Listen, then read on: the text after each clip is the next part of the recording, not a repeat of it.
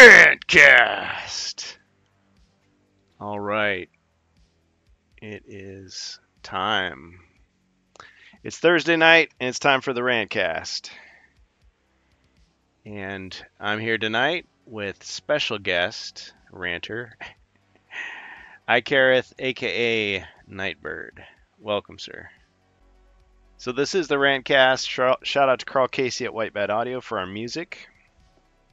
While Nightbird's getting his microphone fixed, we do have Ribby here as well.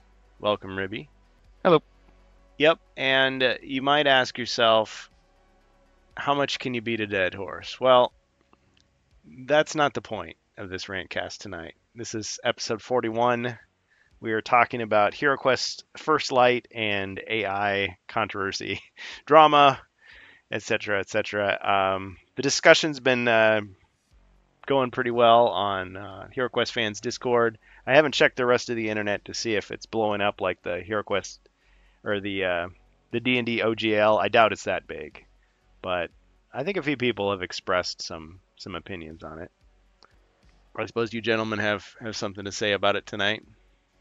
I want to kind of get things started here, present what I've got, and I guess we can just kind of go from there. Lead the charge. Yes. Yes. Now, this is not meant to be, a torrent of hatred. We're not toxic fans. We're just noticing things. We're commenting on them. I think there is a general dislike of AI, not as a tool to mess around with, not as something that maybe fans who are not artistically talented, who just want to mess around, who just want to kind of create their own fun things. That's all well and good. When a company that is known for creating supposedly original fantasy art and then selling it to customers as a product, a premium product, there starts to be a certain amount of expectation that, this will be of quality.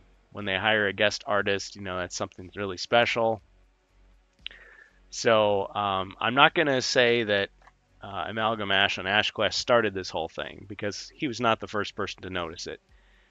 But he did do some extensive commentary on YouTube, so if you want to check out HeroQuest, you can see his comments, his discussion of the whole situation.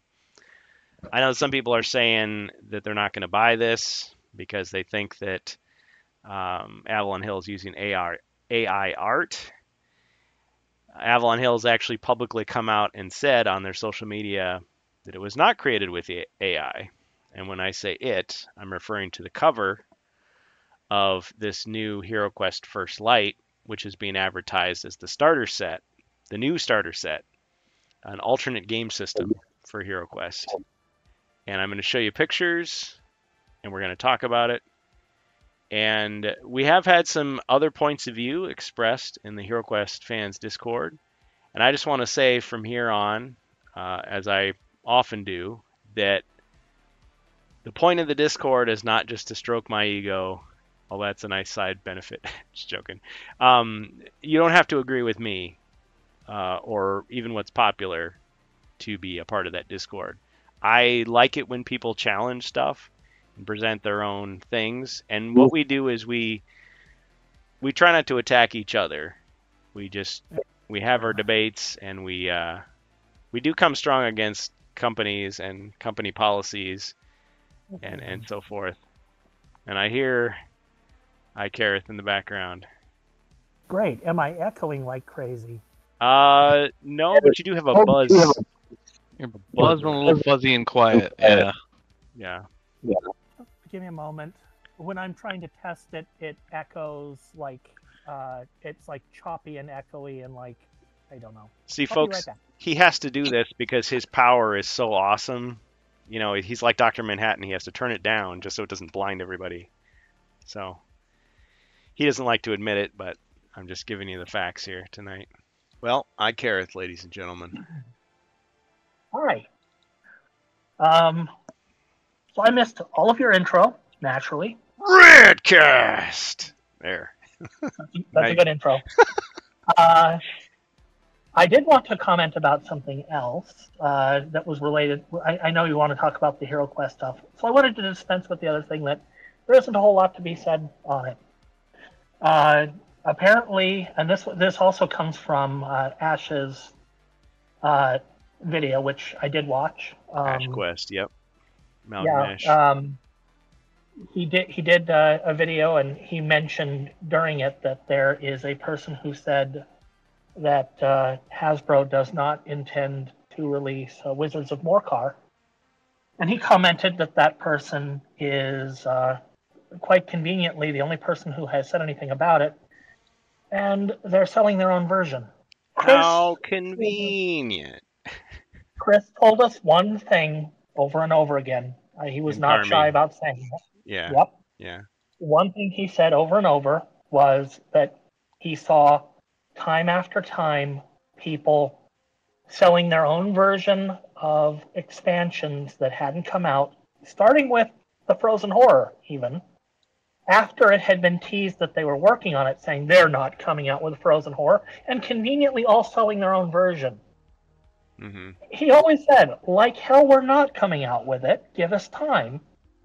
And he went after those people as best he could, but he would get some of them, particularly those outside of the U.S., where Hasbro has its strongest reach. They would disappear, and then they would pop up under a new store name. So the person who Ash wants to be nice and positive. I'm too busy to care about such things, and so I'm going to I'm right there with you. I'm going to get my F-bombs out tonight. Fuck that guy. Because yes, they are working on it. Just to be clear, he's not saying that about Ash. He's talking about the guy that's selling. The guy who's selling war has been declared. No, just kidding. As Kurgan has Ash scrolling on the screen. Yeah. That guy right there. No. I'm sorry. I could not resist. So you go ahead. Say it again. Nice and clear. Yeah.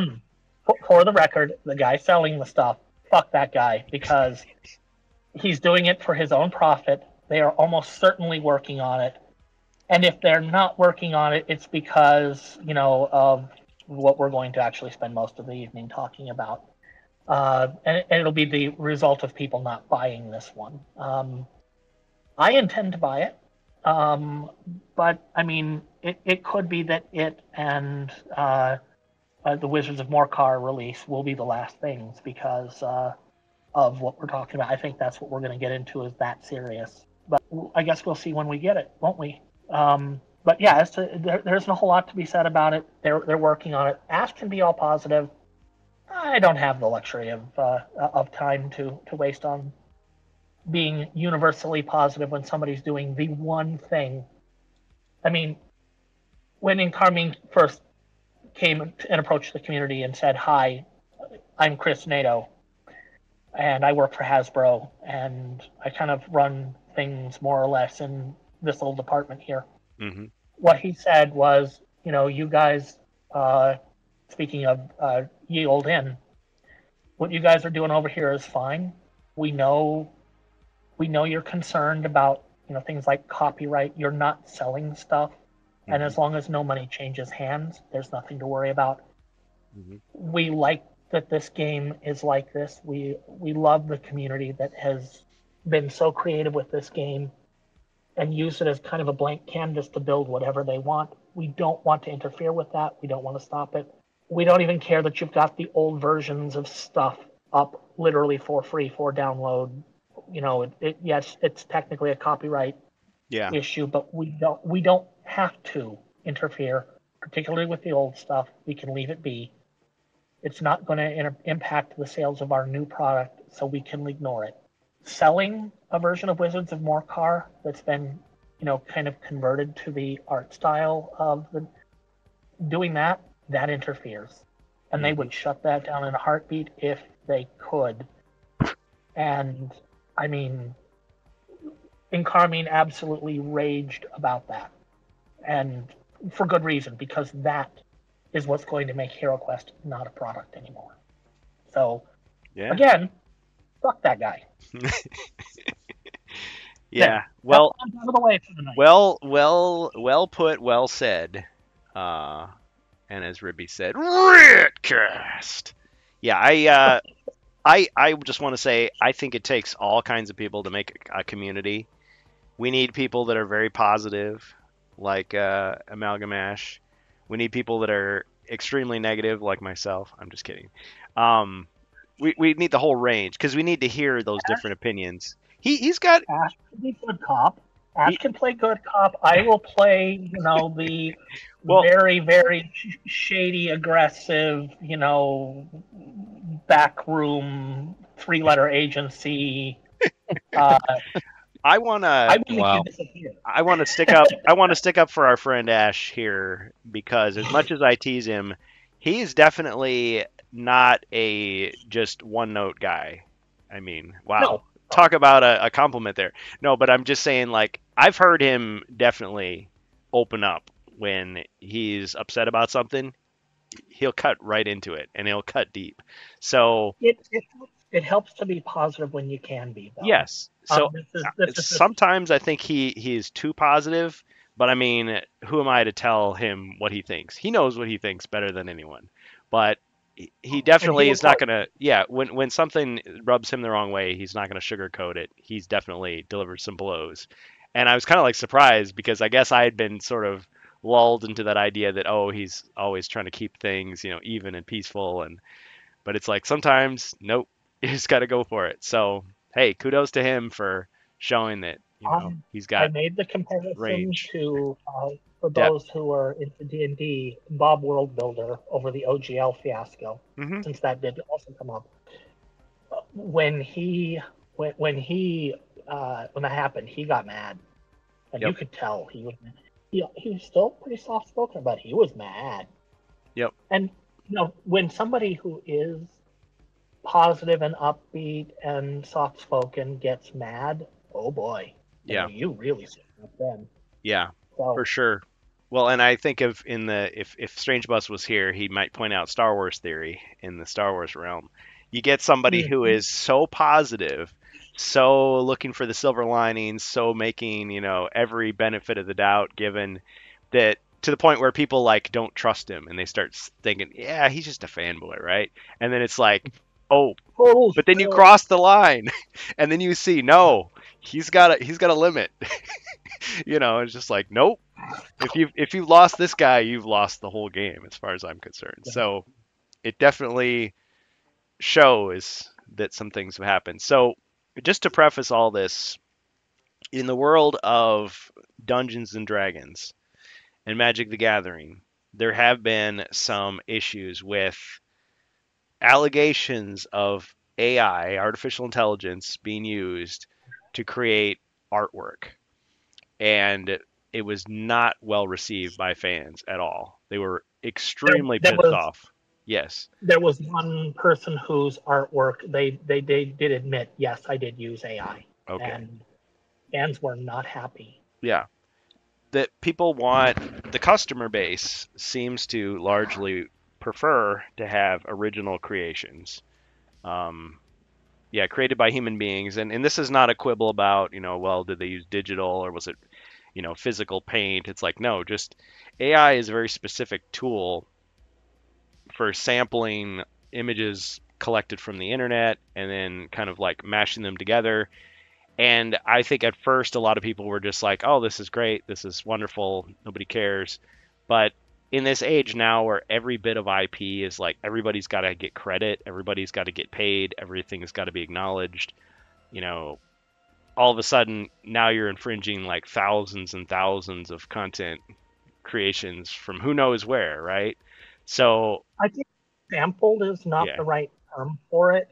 I'm not an expert on AI, so I could be totally off. I'm being willing to be convinced and educated on this. So tell me. I can explain the difference really briefly. When you think sample is a good idea for what it isn't, because when you think sampled, you're thinking like hip hop artists who will sample other music, often illegally, and use Dr. Dre. What? Not just. That's a good music in their track, and their track is its own thing, but it's using pieces and samples, literally samples from other people's work. AI, what it does is more complicated than that, because what it does, it's like an artist who looks at another person's work and studies it. And of course, while an artist might study a person's work for years, Samurai Jack fan, anybody? I remember the show. Well, the artist who played Mako, died. Died during Avatar: The Last Airbender, quite famously. Yeah, rest in peace. And they had to replace him with somebody else. And the person they replaced him with on Avatar wasn't quite a perfect match. But he had studied Mako's voice work for years because he appreciated Mako's voice work so much. And he did the best he could. He just couldn't quite deliver that sound. I often wondered that. I watched that show recently, and all this time I thought it was Mako, like the shark. But yeah, he had a really distinctive voice. But the person who did it for Samurai Jack, it might have been the same guy. I don't know, but because Aku is kind of a more shouted voice, it sounded better. And the person who did that for the last season of Samurai Jack was able to deliver a convincing approximation, but studied specifically how to do that voice. That's kind of what AI sort of does, but it doesn't do that with just one person. It does that with everything you feed it. It looks at it, it studies it, it understands how that person who created the original did it.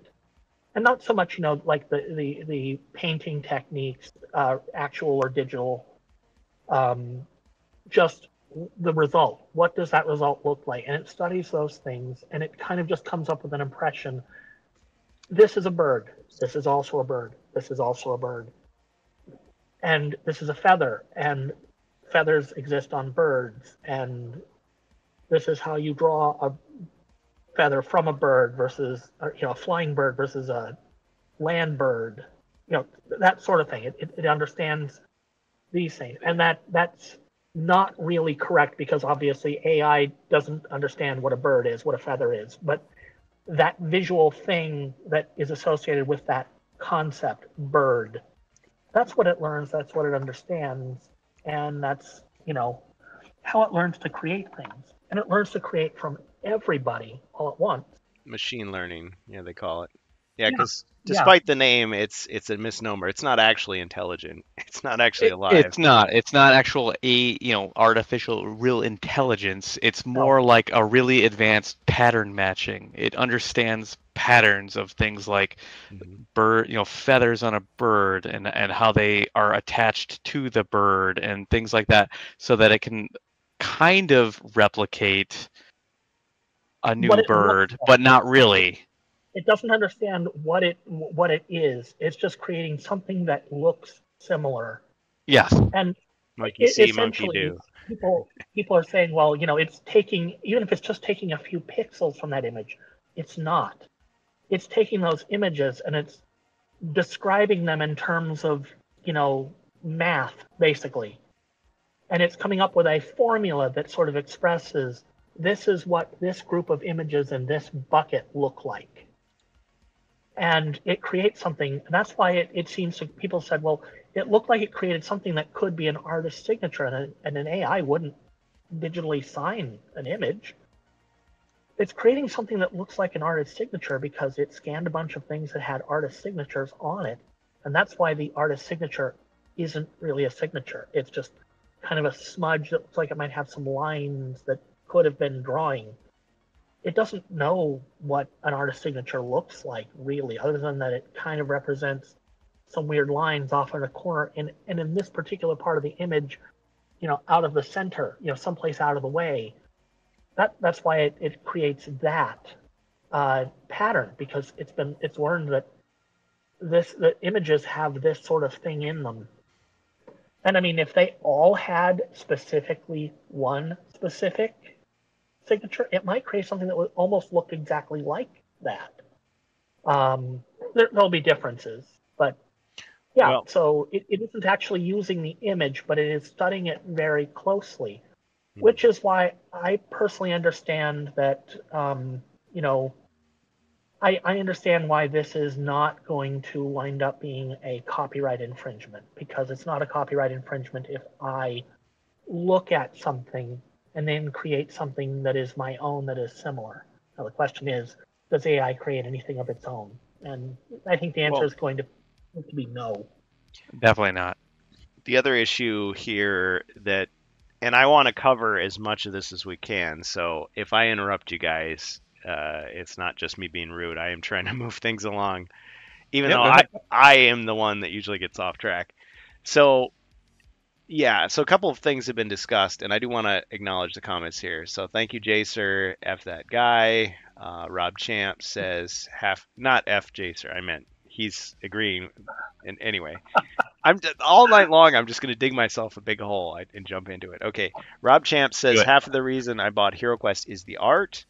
I'm a collector as much as a gamer, and I have my HeroQuest on display. And as iconic as that Les Edwards artwork for the cover was for the original HeroQuest, that is another reason why there's so much emphasis placed on the cover. Because you say, well, weren't we all taught growing up, don't judge a book by its cover? And yet, the whole point of this HeroQuest First Light starter set is this is for the person who's walking down the aisle. They don't even know what a HeroQuest is, and they just see this out of the corner of their eye and go, "What's that?" and pick it up and impulse buy it for $50. Yeah. View it through the eyes of a kid too. View it through yourself as you were a 9-year-old. Yes. If you saw that picture, would you be impressed? Probably. And I'd you might be fine with that. You wouldn't know the difference as a 9-year-old. Well, but at the same time, as a kid, I would be poring over that thing. I'd be staring at it. Like when I wasn't playing the game, I would just be like looking at it. I'd be like getting my paper out and trying to copy it. You know, I'd be doing all that stuff. Staring at the elf boob. It's like, I'm just kidding. Wait a minute, what is that? So we want to talk about. So the big controversy. So yeah, there's many things here, many layers. So do any of us know for a second that the First Light, the First Light cover is AI? I mean, I guess that's the first question. Well, I am. Like I said, I'm not the expert. So if after watching Ash's video, I was convinced. I was like, yep, this is totally AI. Then Avalon Hill comes out and says no, and I'm like, what? And they said, oh, they named the artist, Clark Mitchell. The guy's going to have to go into hiding. I'm just kidding. But it's like, okay, so then I thought, oh, this is probably one of those situations where they hired a guy and he used AI. So it's like, well, we did hire a guy to do it, but is this just him entering prompts? So that's what I was thinking. And then Berg posted quite a few images in HeroQuest fans Discord, and he made a fairly convincing case that maybe not. Maybe this is not strictly an AI thing. This is maybe just somebody doing those sort of things by hand. But then I'm like, I don't know. The whole thing seems very shady. And so I will say, yeah, Berg go ahead. Berg is wrong. Okay. But Berg is wrong, and I'll explain why though. I won't just leave that as a blanket statement. Sure. I will use, and I'm gonna share a screen here. This to me, this picture is all you need to. This part of the picture is all you need to look at to know. Let me grab this. It was at least. Yeah. That camera. To know it was at least partially. Oh. AI generated, and that is this shield. Hold on. It's one of the things. Okay, that's fine. I'll continue talking about it while you pull it up. One of the big artifacts that you'll find in any kind of AI image is that it doesn't quite get the lines straight. It can't quite place things in the correct spot. In particular, I'm looking at the dwarf shield on the cover. So this is a really high quality image. Thanks, Lauren. Sure, there you go. And just scroll over to the dwarf shield there. This is from comicbook.com. So this is the highest resolution one we could find. The first thing you notice, go to the top of the shield. So going around the center zoom enhance of the shield, zoom enhance. Blade Runner. Yep. Great stuff. You'll notice that the bolts go up a little higher, even to the top edge of the shield. Am I going higher or going lower? Notice that's fine right there. Notice how the bolt placement going around the center of the shield, it's all over the place. Oh, did you notice that the texture of the shield, the lines on the shield, the texture is a different direction than the texture on the leg? Yeah, I mean it's just going all over the place, and then there's like a whole quarter of the shield that has no bolts at all going through it. All of this, and even the center thing, the little nub sticking out of the center there, is Look like at the all bottom bolt. The cocked one on the off. right? Hey, if Ferg jumps into the chat, let me know because I would like. He's clear to try and rebut this is fine. Yeah. But this is classic AI type stuff where it just doesn't know how to quite look at the lines are all wiggly. It's not like a perfectly round shield. This is a dwarf holding dwarven armor, and it's like all cockeyed and off-centered and not consistent around the shield. So you don't think he was just This is purposely AI trying to art. make this look like it was beat up and like he just grabbed it off No. the ground? No, not at all. So it's not just the fact that the bolts are missing from one side. There's no bolt hole left over. There's no busted out part of the shield or anything. Wait. Hold on. Maybe somebody shot at him with arrows in a perfect pattern, and then he like filled in those holes with like chewing gum. He filled them in, and then he like in 300 where they like smash off the ends of the arrows, and he just did it so perfectly you can't see, and then he painted it. Okay. All right. And these brush strokes. See, I feel like I'm playing devil's advocate here. These brush strokes, I thought, oh, that's just a filter he applied over the top. That very well could be. He applied a different filter to different parts of the image. Right. To make it look more like a painting, but it's not. It's just it's AI generation. It's then some HeroQuest assets copy and pasted in. And sloppily put together, then that whole thing like painted, or that whole filter painted over the top. Would you accept it? I mean, it's hard for them to back down now, but what if they said they just put a little disclaimer on the back of the box saying partially created with AI? That would be a huge step at least admitting to the audience, if you're okay with this, here's what it is. If you want to support it, if you don't, that's something at least. Kind of like putting contains genetically modified ingredients on food, and it's like, okay. Sure, the California may cause cancer warning that's on everything. Known to the state, right? It's like some people are going to say, I don't care. Some people aren't going to read it, and other people are going to be like, oh, don't even get it's just California. Who cares? I don't need a notice on the box or anything, and in fact, that might actually hurt sales. So I'd recommend not doing that.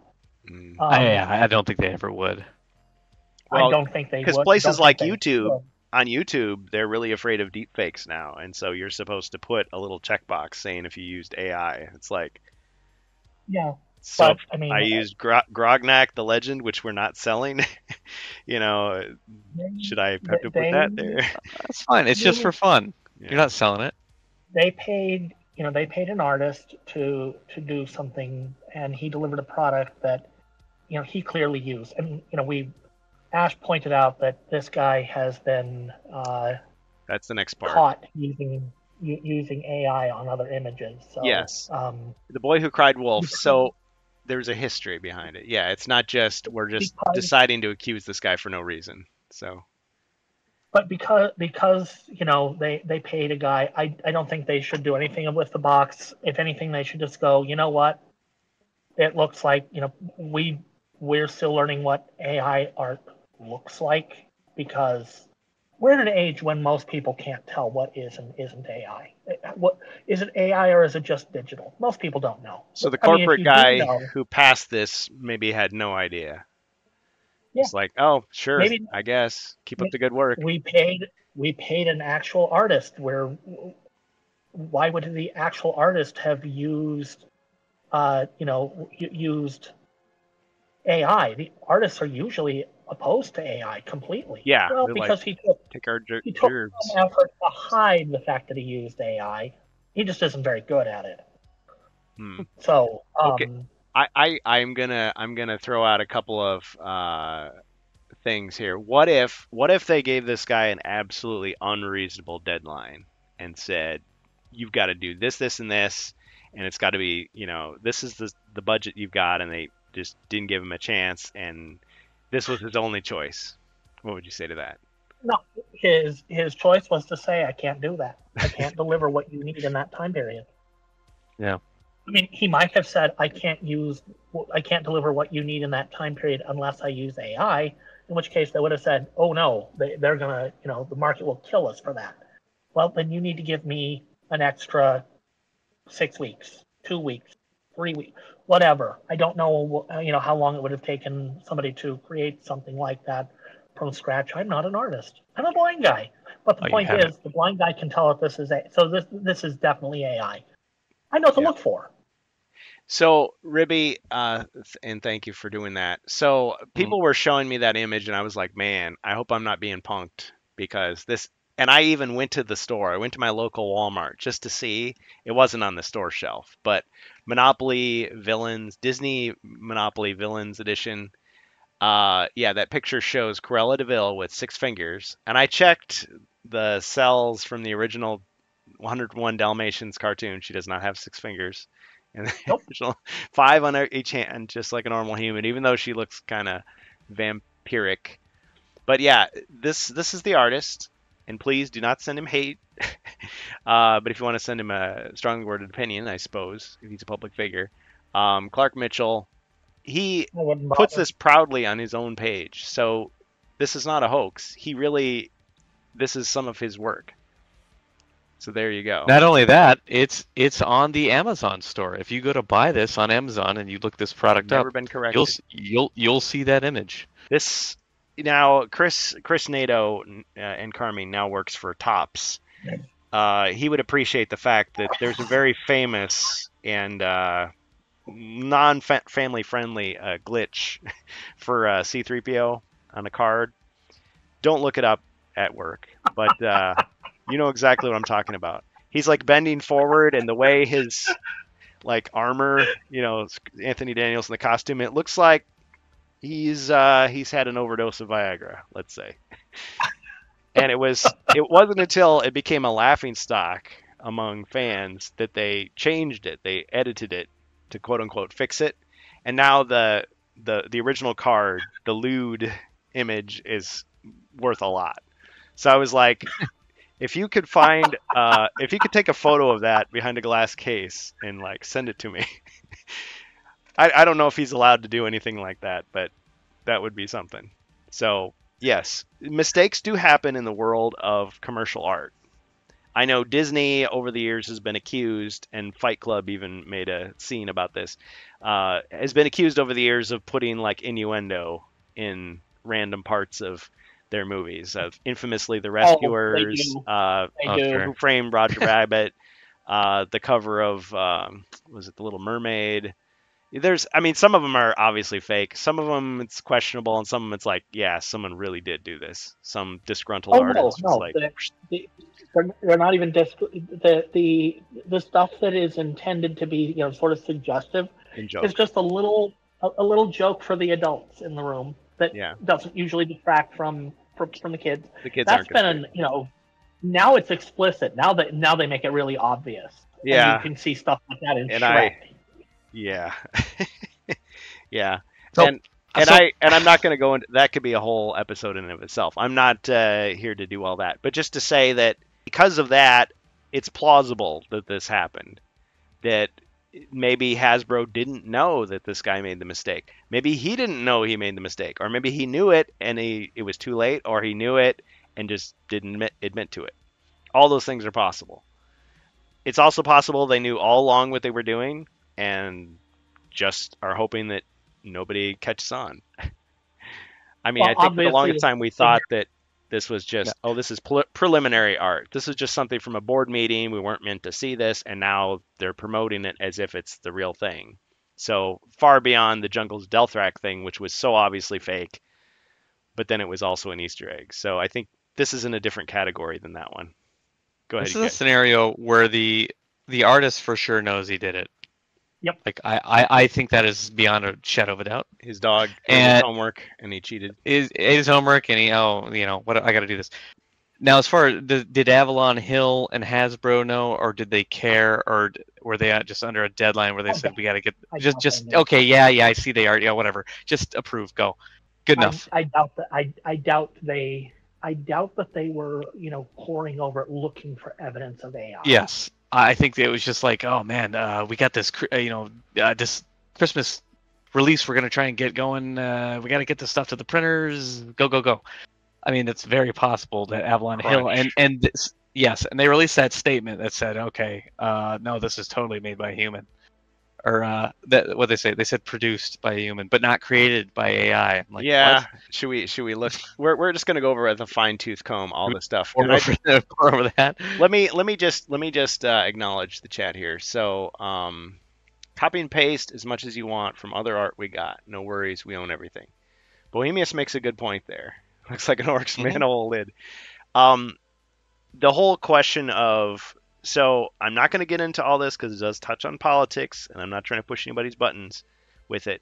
But one of the things that people went after this Clark Mitchell guy for, besides the Cruella with the 6 fingers, is he did some NFTs for some celebrities, and they were saying, oh, he just grabbed other people's images without permission to create his stuff. In this case, we're thinking, even if you go Verg's route, it looks like the images he's using for the HeroQuest stuff are possibly within the realm of other things that Hasbro owns. So it might be quote unquote okay in that sense that he's sampling, photo bashing. What would be the term? He's grabbing other assets from other places. Dr. Dre. He's Dr. Dre. Yeah, because okay, it's like if you're copying stuff, if you're other people's work without permission, that's plagiarism, right? But if you're copying yourself, I mean, maybe it's lazy, maybe it's sneaky. It's possible that he's legally in the right for. Yeah, he might be allowed to do this. I don't necessarily like it. Yeah, I mean, when I was printing like homebrew cards for HeroQuest for myself in my table, sometimes it's like I'd have the same card with like the same image, and I just flip the image. It's like, why would I do that? It looks just barely different at all, It's like, it's obvious I just flipped the image. I mean, filmmakers do that too. It's like, well, we'll just flip the shot, and maybe people won't notice. But then when you go back, you're like, okay, it's the same shot. They just flipped it. It's silly, but it's like I'm not selling a commercial product that I expect you to like be impressed with. Well, and this guy is. The misrepresentation. Yeah. And I mean, I think we're in agreement that probably the artist misrepresented to Hasbro what he is, what he made them think that he came up with an original. Can anybody do a very good Forrest Whitaker impression? Either of you? Yeah, I can't let my eye go lazy, so I can't. Yeah, do but it. the voice is lies, deceptions. Oh, I'm thinking. Oh, you're thinking of that Rogue One. Yeah, he's gonna have to get that tentacle monster to come out Save the Republic, save the dream. Yeah, I can't do it. Yeah, save the dream. You got to get kind of like an old raspy thing going. Yeah, yeah, because he's like, yeah, he's always been like a young-looking guy, but he's got like an old man voice already. So yeah, but lies, deceptions. So we're gonna get the tentacle monster to like pull it out of him and make him admit that. It was fake. Okay. Except he won't. It's just his mind will be erased for the rest of the movie. It's like, oh, that didn't work. Okay, off topic. All right, back on topic. So yeah, go for it. Given that he did, given that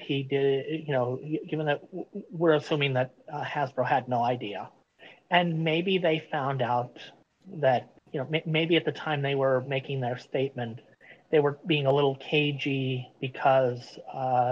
They had learned that, the guy did do some AI. I'm sure they're probably not going to work with the guy again after this. He would never do this. Did he? Let's go check and see if he did it. Oh, shoot, he did. Well, we had no idea. I mean... If they were trying to be a little cagey in their statement after they found out that, he did, that would have been... Hasbro, that's a mistake. Don't do that. Because when people find out that you're trying to be technically correct but actually deceitful, that's bad. Yeah, can't trust anything you say now. Again. Yeah. If Their statement was not intended to be cagey in any way, and I haven't looked at their statement, so I don't know. Let me try to And find you know, it. they actually like, no, we paid a real guy to do this, and he did. Now that people have picked that apart and said, no, here's the evidence that this is AI, they're probably looking at this and going, oh shit, yeah, it. Now that we know that that's what AI looks like and how you identify AI, they've learned something. Well, But now the question is, do they issue another statement and say, all closer right, examination. we took him at his word, and you guys have showed us that he did it, but you've also shown us where he's done it before in work for Hasbro. Now we're mad at him, and we failed to notice, and we know now. I'd be happy with that statement. I don't know if they're going to make it because it might seem like they've got egg on their face. I said, no, it totally. Yeah. But I think they should put it out. Well, I think of And the Guardian Knight's apology. I'm sure that nobody wanted to really make that apology, but they felt it was absolutely necessary. Because, wouldn't you circle the wagons? You'd be like, nope, the customers are wrong. Our employees are right. Or, sure, it was just this one guy. We'll fire him, and then everything's great. Nobody else. Well, I gotta point out, the history of the HeroQuest reboot. Mm-hmm. When it first was announced, we saw some of the stuff that was said, and it was stuff that was, yes, we're going to, try and make it a little more inclusive, and people are like, because we've seen so much that had kind of gone too far, or had been kind of tone deaf tokenism for inclusivity. A lot of people are like, this is going to be woke bullshit. I remember that. And I know some people are like, well, everybody on this particular political side of the aisle says everything is woke bullshit. Well, it's because for a little while there was an awful lot of it. Well, yeah. And even, let's say you're somebody who wants the woke bullshit. You want it. You think it's a good thing that it's there. To those people, I would say, but what do you do when you find out that the company that puts it in there doesn't actually care about that stuff? They're just doing it to get money from some company. And it actually, and they do it in such a, they do it in such a haphazard way that it doesn't actually help anything and actually hurts sales, and then fewer people see your message that you wanted. So like the whole thing backfires. Mm-hmm. So there's that to think about too. So that's where I was going with this was, when at some point Incarmine stood up and said, hi, my name is Chris Nato, and I run things over there, and started talking to the community, because in the absence of information... On this show, even. It was on our show. Even on this show. He popped in and started talking, Well, I mean, in the absence of information, the community's going to assume the worst, because fandoms are fandoms. Yeah. And nobody trusts the big corporation. Hasbro is an 800-pound gorilla. Yeah, you can say we're paranoid, but you can also say that paranoia was earned by past stuff. And not even necessarily from just Hasbro. It is a thing that large corporations are looking to appease the largest group of people. And the largest is not necessarily always actually the largest, they're the loudest. And you had a lot of people on social media who were being very loud, demanding everything be hyper inclusive and non-offensive to anybody. And of course, non-offensive is good. We don't want to offend people. That hurts sales. Yeah. So when Incarmine came out and said, hey... unless you're making cards against humanity, but that was a different time. Anyway, yeah. I don't even know if you can make that today. Maybe not. But when Incarmine came out and said, hey, this is what we're doing, and started talking to the community and started making sure that, people were saying, the piratey bard, the bard, the idea of an orc bard with the cultural zeitgeist of what an orc is at that point. The idea of an orc bard seemed very contrary to what an orc is. And it seemed like they were taking the most, hardcore bad guys who are, I mean, cannon fodder enemies, but you need cannon fodder enemies, and there's no assignment of any particular racial characteristics. I don't know. These are the bad guys. They're not African Americans. They're not African African. They're green funguses. We're not going to talk about Bright on this stream. We're not. Well, they were, that was my understanding. These are Warhammer orcs. They're green fungus creatures. Can I say one thing about this? I know that you've got a wealth to say about it, but I don't want to diminish it in any way. But I thought it was interesting that when the Bard thing came up, I never heard Chris or anybody on Avalon Hill, and I'm sure they did this out of care. Nobody said, "Hey, read Warhammer 3rd edition about half-orcs. Just read that paragraph and come back and tell me that this can't work." Because if they had done that, I would have just been like, oh, because once I read that, like, a couple years later, it's like, oh, this actually fits perfectly. But because they're no longer using explicitly the Warhammer lore, they're no longer working with Games Workshop except with Talisman. Right, they couldn't refer you to. Yeah, to they just say, it could work for other reasons. And I was thinking, oh, okay, it's like Warcraft. At first, yeah, they're just really comical, black and white caricature bad guys. But then it's like, oh, but they have this vast culture, and they were corrupted by magic, and there's still some heroic, noble orcs out there, and actually in the end, I mean, yeah. Well, and I haven't played Spirit Queen's Torment, but I've read the book. I've read through it. Mm-hmm. I read your book, Teos, and people were mad at him for other reasons because stuff that he did in D&D, I guess people didn't like it. Some people didn't like it. But anyway, the point is, the main story hasn't changed. Most of the orcs that you meet are still the bad guys. And just because there's a few... What they didn't say didn't matter. What they did say was they created a new lore where it's like, okay, most of the orcs follow the bad guys, but there are some who said no. Yeah. They weren't created by the bad guys, because that's part of the Warhammer lore. They weren't created by... But they were, some of them, most were enslaved and wouldn't know freedom if it hit them on the head anymore. They're orcs. They're not very bright sometimes. Well, but some of them said no. And some of those enclaves of people who said no have gone on to do all kinds of great things, including are part of the Knights. So it's like, okay. The Guarding Knights, yeah. There's some orcs among them. And one of them you might think has a slight resemblance to a certain mascot on a certain stream. Maybe. Allegedly. Maybe. He might be standing next to a blind swordsman in a certain thing. But anyway. Once they had established that lore, they did the same thing. Part of that, came just from stuff that they put out there, but some of it wouldn't have gotten a close enough look if not for Incarmine saying, to the community, hey, we're listening, we're hearing what you're saying, we understand you have concerns about this stuff, and no, we are not trying to have some sort of token non-offensive inclusivity thing where we're doing this just because Twitter said. No, we're trying to create a world where these things actually, most of the orcs are evil. I mean, that's why they're the most common enemies in the box.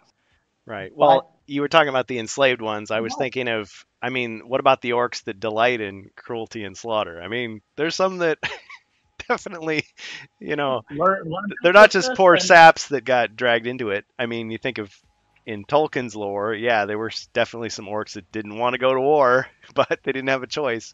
Other ones were just like, let's do this. But isn't that a fairly realistic thing? I mean, the morality of it. Yeah, there's humans who are bloodthirsty. There's humans who can be persuaded to do evil things, and there's some that do it by accident, and there's some that do everything they can to avoid it. All kinds of things. They don't have to be stand-in for anything except for being a stand-in for people. And that's why and that's why I like that. I mean, unless something changes, that in HeroQuest, you don't have like dark elves and high elves. They're just elves. So you've got Yeah. all kinds of. I mean, even some of the quote unquote good elves that are on your side, they're a little cutthroat. Some of them are a little shady, you know. So they're not. I mean, until you win their trust and everything. So it's not. It's realistic that people have their own.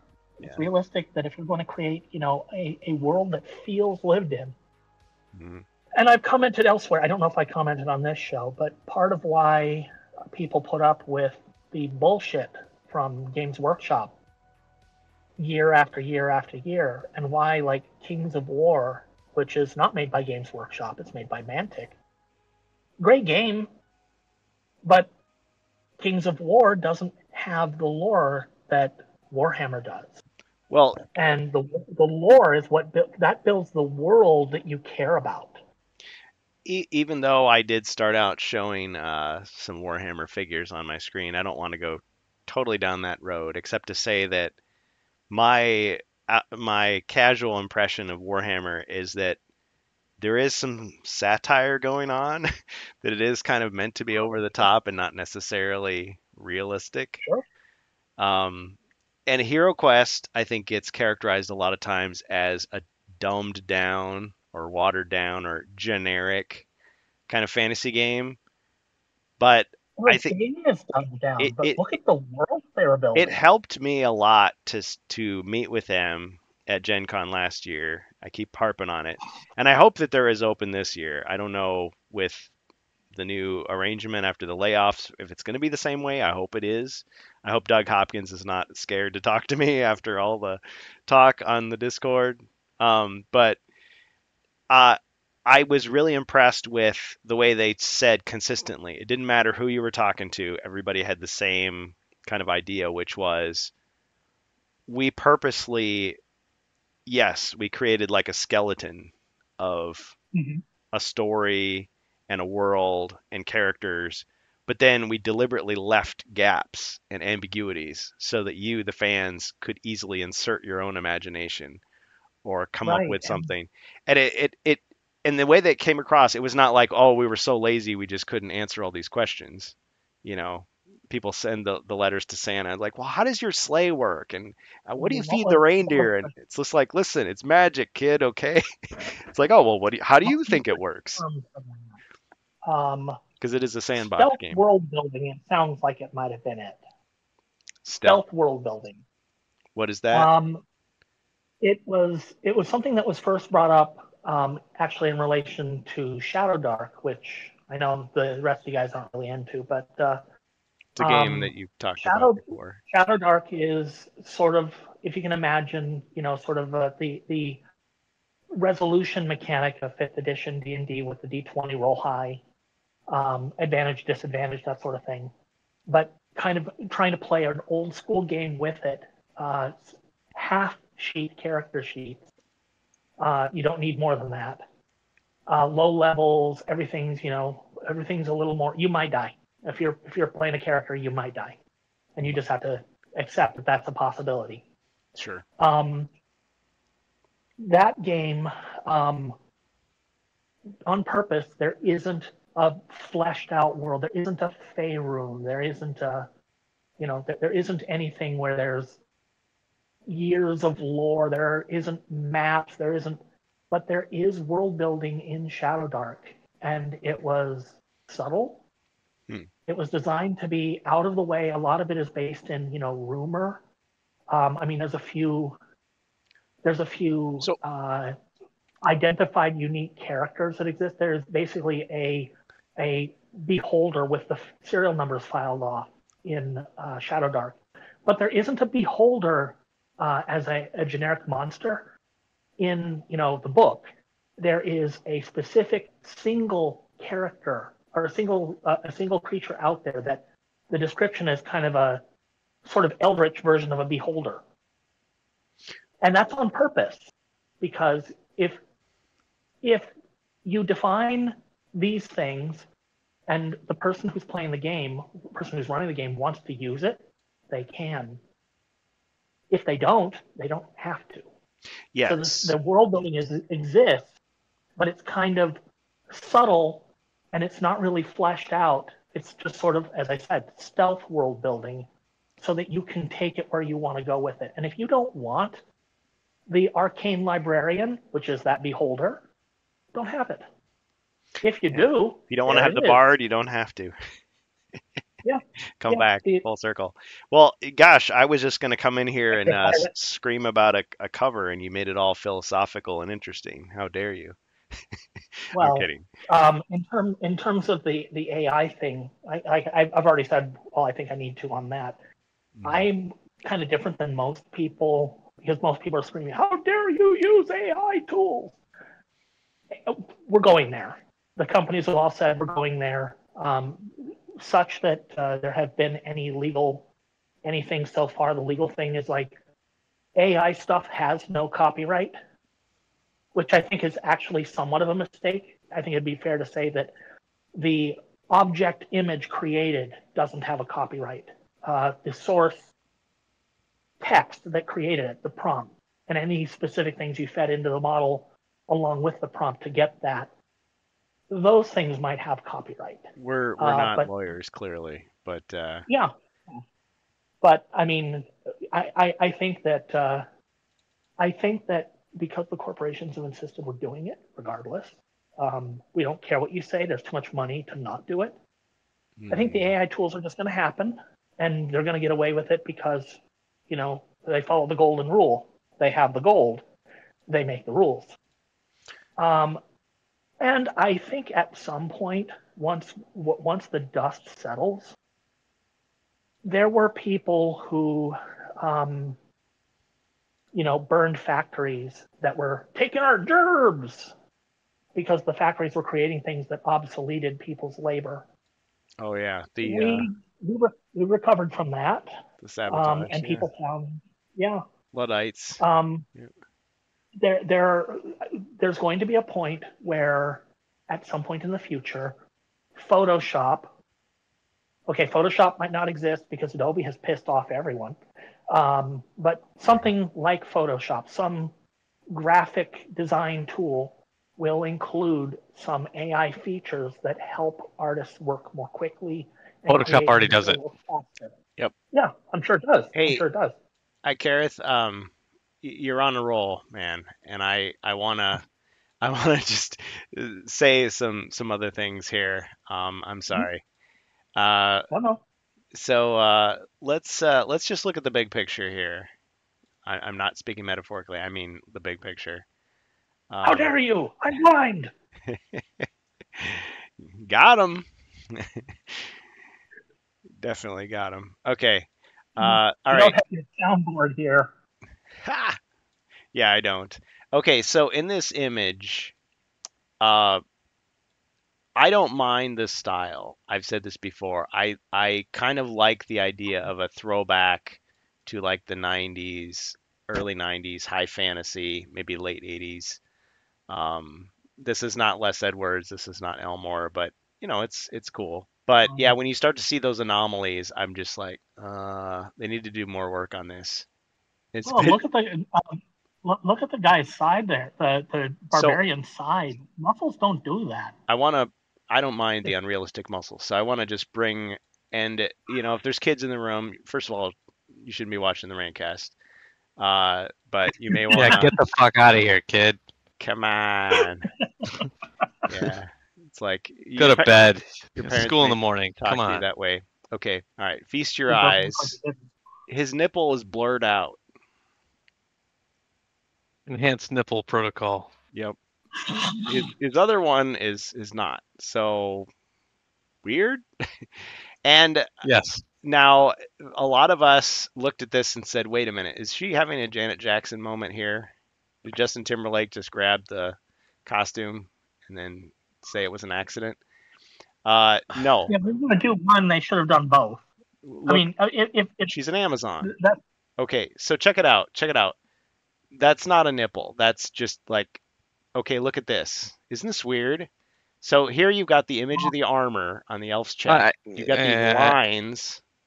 But like the lines are drawn, but the lines are drawn like weird and they like overlap. Are these supposed to be threads that are just like hanging? It doesn't make any sense. It looks like these are the sketch lines on top of the image. So what does this tell you? Is this an AI thing? Is this him trying to touch something up? Is this a layer that was supposed to be hidden? What would you say this is? It gives the illusion I've of missed. an exposed nipple. Oh, yeah, that's weird. Sorry, iKarith, if you can't see No, what no, I'm. I'm looking at it. Okay. I'm looking at it. It's a little hard for me to see what I'm seeing, but it's I'm These seeing that red it doesn't look lines. right. These red Yeah. lines. It's as if someone had a photo and then they took a pen and then they like traced a line on top of the photo and then they just kind of gave up halfway through. I mean, listen, my art background is very amateur, so I'm not saying like I would, blow this guy away. Obviously, he's got the job, he's making the money, but still, this looks weird. Why would you leave this in there? Oh, look, he even outlined these bottles. Like, I guess when it's zoomed out, I mean, what would be this would be what would be the size you're meant to see it? Like this size? Even there, you're like, what? Why is it weird? So, Verg pointed out a few things. Verg was sharing this on the HeroQuest fans Discord, and he was pointing, excuse me, he was pointing out that the shield that you see for this elf, it's like he just took this little part of it, this symbol, this whatever you call this design filigree. He cut that out of the. We think we cut. He cut that out of the image of the male elf from Mage of the Mirrors artwork, and he just pasted it right here and just recolored it. Makes sense. And he also took, we think, this is Verg's theory, and it's pretty convincing, is that the way that and Bohemians shared this as well, the image of the wizard here, actually, let's just go to the Discord because you can see it a lot easier, the comparison. It's like he just copied and pasted the images from the other box and just kind of like tried to like tweak them a little bit. So that isn't necessarily AI, but it is kind of weird, kind of derivative of yourself. I suspect there are a combination of effects Yeah. here. I think the combination is do this as quickly as possible and figure that fans aren't going to pour over it like, of course, we are because we're fans and that's what we do. Yeah. Yeah, we had nothing better to do, so here we are. Yeah. Well, I mean, they put Deal with something. it. I would say this. I mean, yes, we're obsessed fans and all that stuff. I am. Um, I resemble that remark. But the point is, they put this stuff out purposely. Someone that said this, and it was brilliant. I wish I could remember who said it. Is that the casual fan is not online looking for the stuff. So who did they release these images for? They released them for us to see. And Doug has said, and several people have reiterated that, I mean, all these articles are saying this is not just for first time players. So don't anyone come up with that excuse, well, it wasn't made for you. Not true. They want us to buy this just as they want the casual first time player who's never heard of HeroQuest to buy this.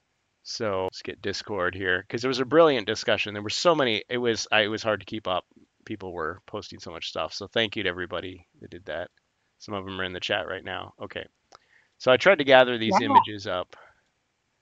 Verg made a very perfect presentation. Well, see, I found him very convincing, even though you guys aren't buying it, and I guess there's still some doubts in my mind about it. Go ahead. What were you saying? Oh, I said stop moving it. Stop it. Okay, so I'm trying to find. Okay, so key points for the wizard. Okay, this is Bohemius. So folds in the clothes. Okay, so there's Clark Mitchell's one for First Light. Uh-huh.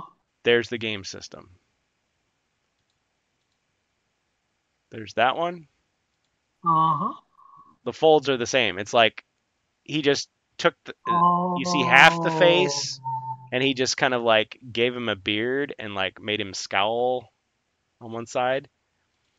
That hand looks very familiar. Oh. That hand looks like the hand. I wish I had the picture. The hand from Prophecy of Telor, where he's reaching his hand out, holding the. So it's almost like he just grabbed elements from wherever he could find them and modified them. We're just guessing. We don't know what he really did. Wow. So it's like make it look as much like AI as you can. I mean, maybe he. Yeah, it's like somebody ran this through one of those websites. Like, is it AI? Oh yeah, they said he looked like Brian Blessed. The dwarf did. Yeah, from Flash Gordon. Yeah. Anyway, yeah. So it's possible that he used AI for some of it, but maybe not the whole thing. That's the thing about the artwork for HeroQuest, the 2021 HeroQuest. All of it, every single creature in the game looks like they have just stepped on a Lego. Like yeah. Okay. There's like all the monster icons. They all look like they're all screaming, they all yelling, look like, gasping, yeah, in pain. with that same very wide open mouth Copy. roar. Yeah, the war cry. I wonder if this guy started out with like he was doing an original thing and he was like, I just do not have time. I've gotta turn to the dark side. And then maybe he was copying images. Maybe I mean, who's to say? Some elements of this definitely look like some elements of the First Light artwork definitely look like they are AI. This is some of them look like they are copied. Oh. Yeah. See, look at the shield. Yeah. Okay. So you think, oh, it's just the same shield. Why would it, same brand of shield, but then you get like that image, and he did this himself to say, well, if you overlay it, it just kind of looks like he just kind of tilted it to the side. And see, these are the kind of tricks that I use when I'm making stuff, and I'm not a professional artist. I'm just messing around. So it's not like, you can't do this. You're not allowed to, but it's just really, I don't know. It just feels really cheap and. I mean, the cover is what's supposed to sell it, right? I mean, yes, the back of the box is going to show the miniatures, you think, but it just it's very odd. So okay, there he tried to overlay it. Showed a game recently that was sold at the same time as the original HeroQuest, and the game is a copy, god awful, a blatant copy. No, it wasn't even a copy. It was just. It was basically the ratatouille of HeroQuest. I think the game was just so terrible. I might know what you're talking about, but check this out. Check this out. Shout out to Always Bored, Never Boring. Always Bored, Never Boring.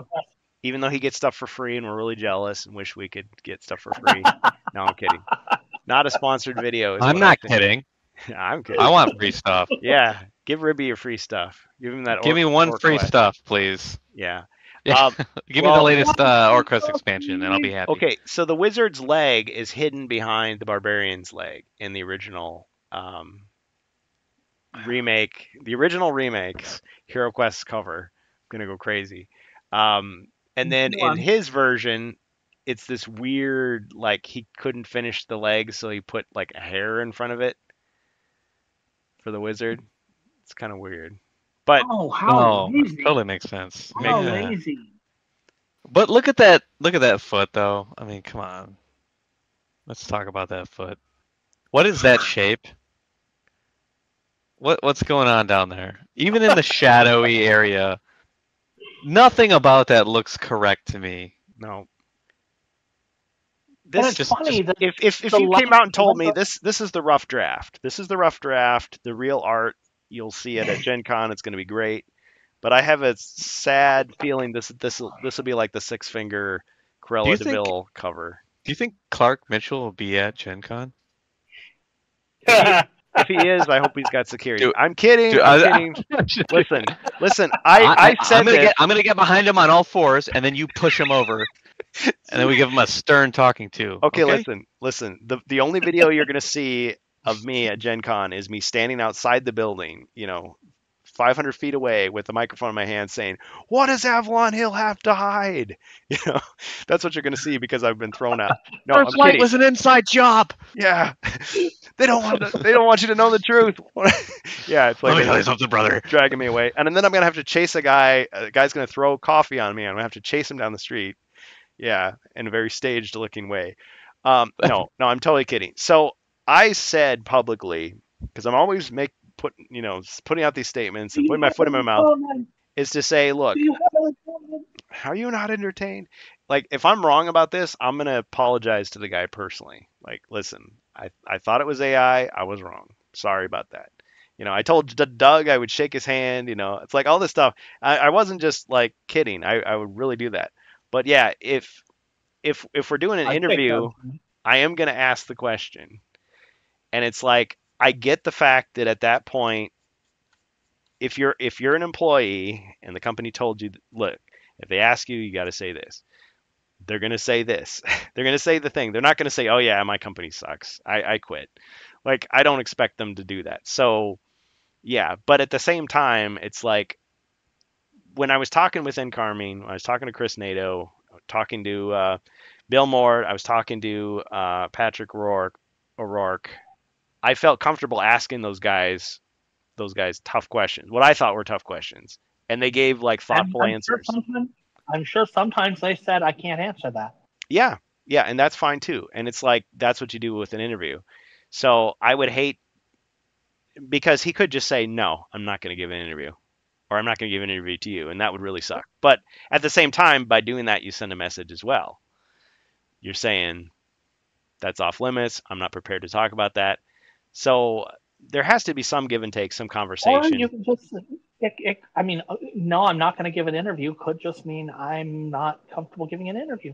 Yeah, I could. Yeah, there were a few people that didn't want to be interviewed. Like Tess Hogan. Like I didn't do an interview on the record with her. We had a nice chat. But wasn't Patrick one of the people who didn't want to do an interview? No, he did. He did one.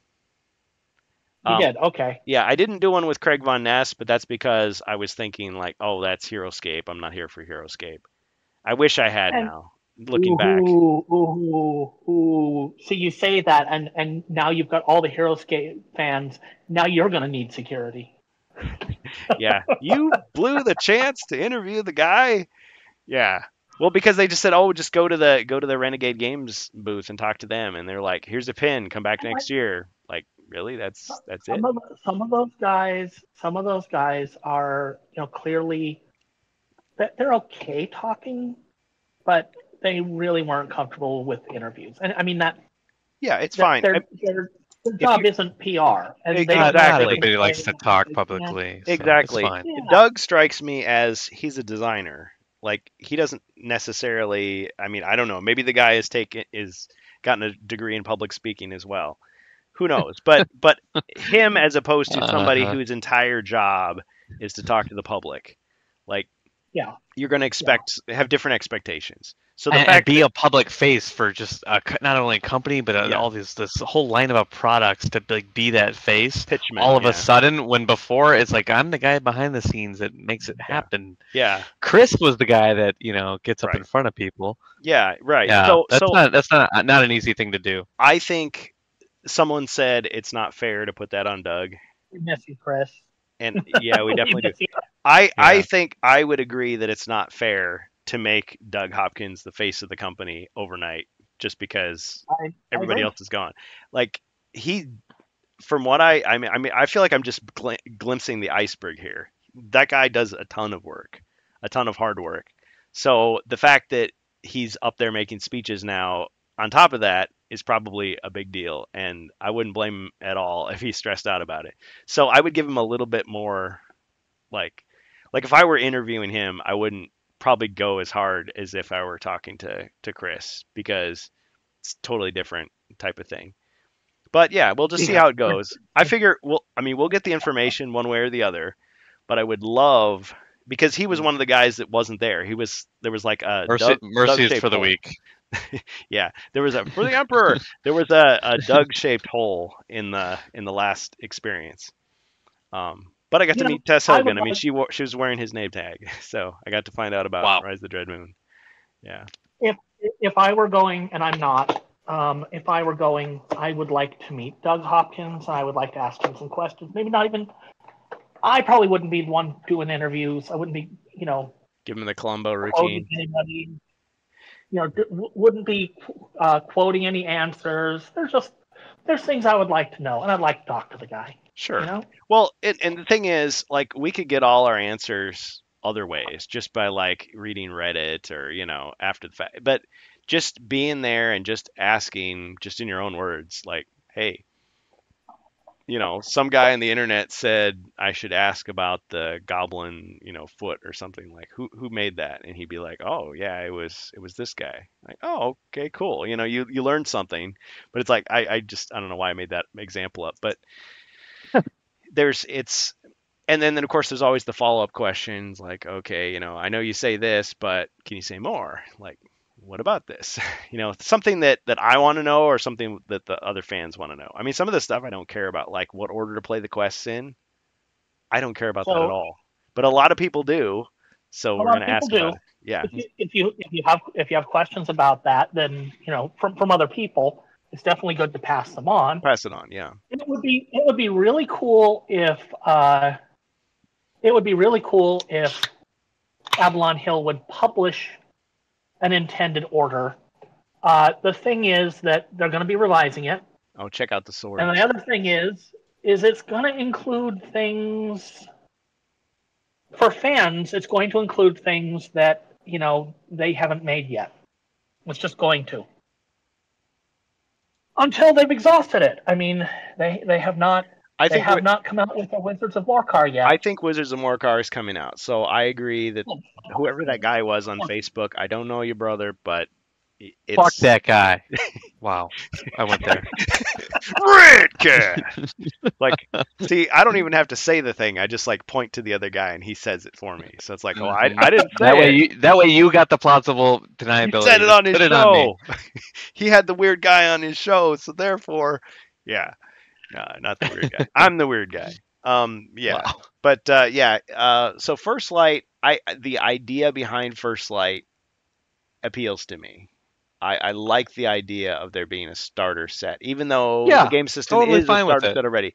Just get more people in the game, and yes, like before, I really wonder. Add a few bonuses. They're almost gonna have to have... Mm-hmm. Oh, I wonder if they're going to be No, they're not going to do it that way. I have, guys, I don't know if you know this about me. It's not a big deal, but I have some inside information about it. Uh-oh.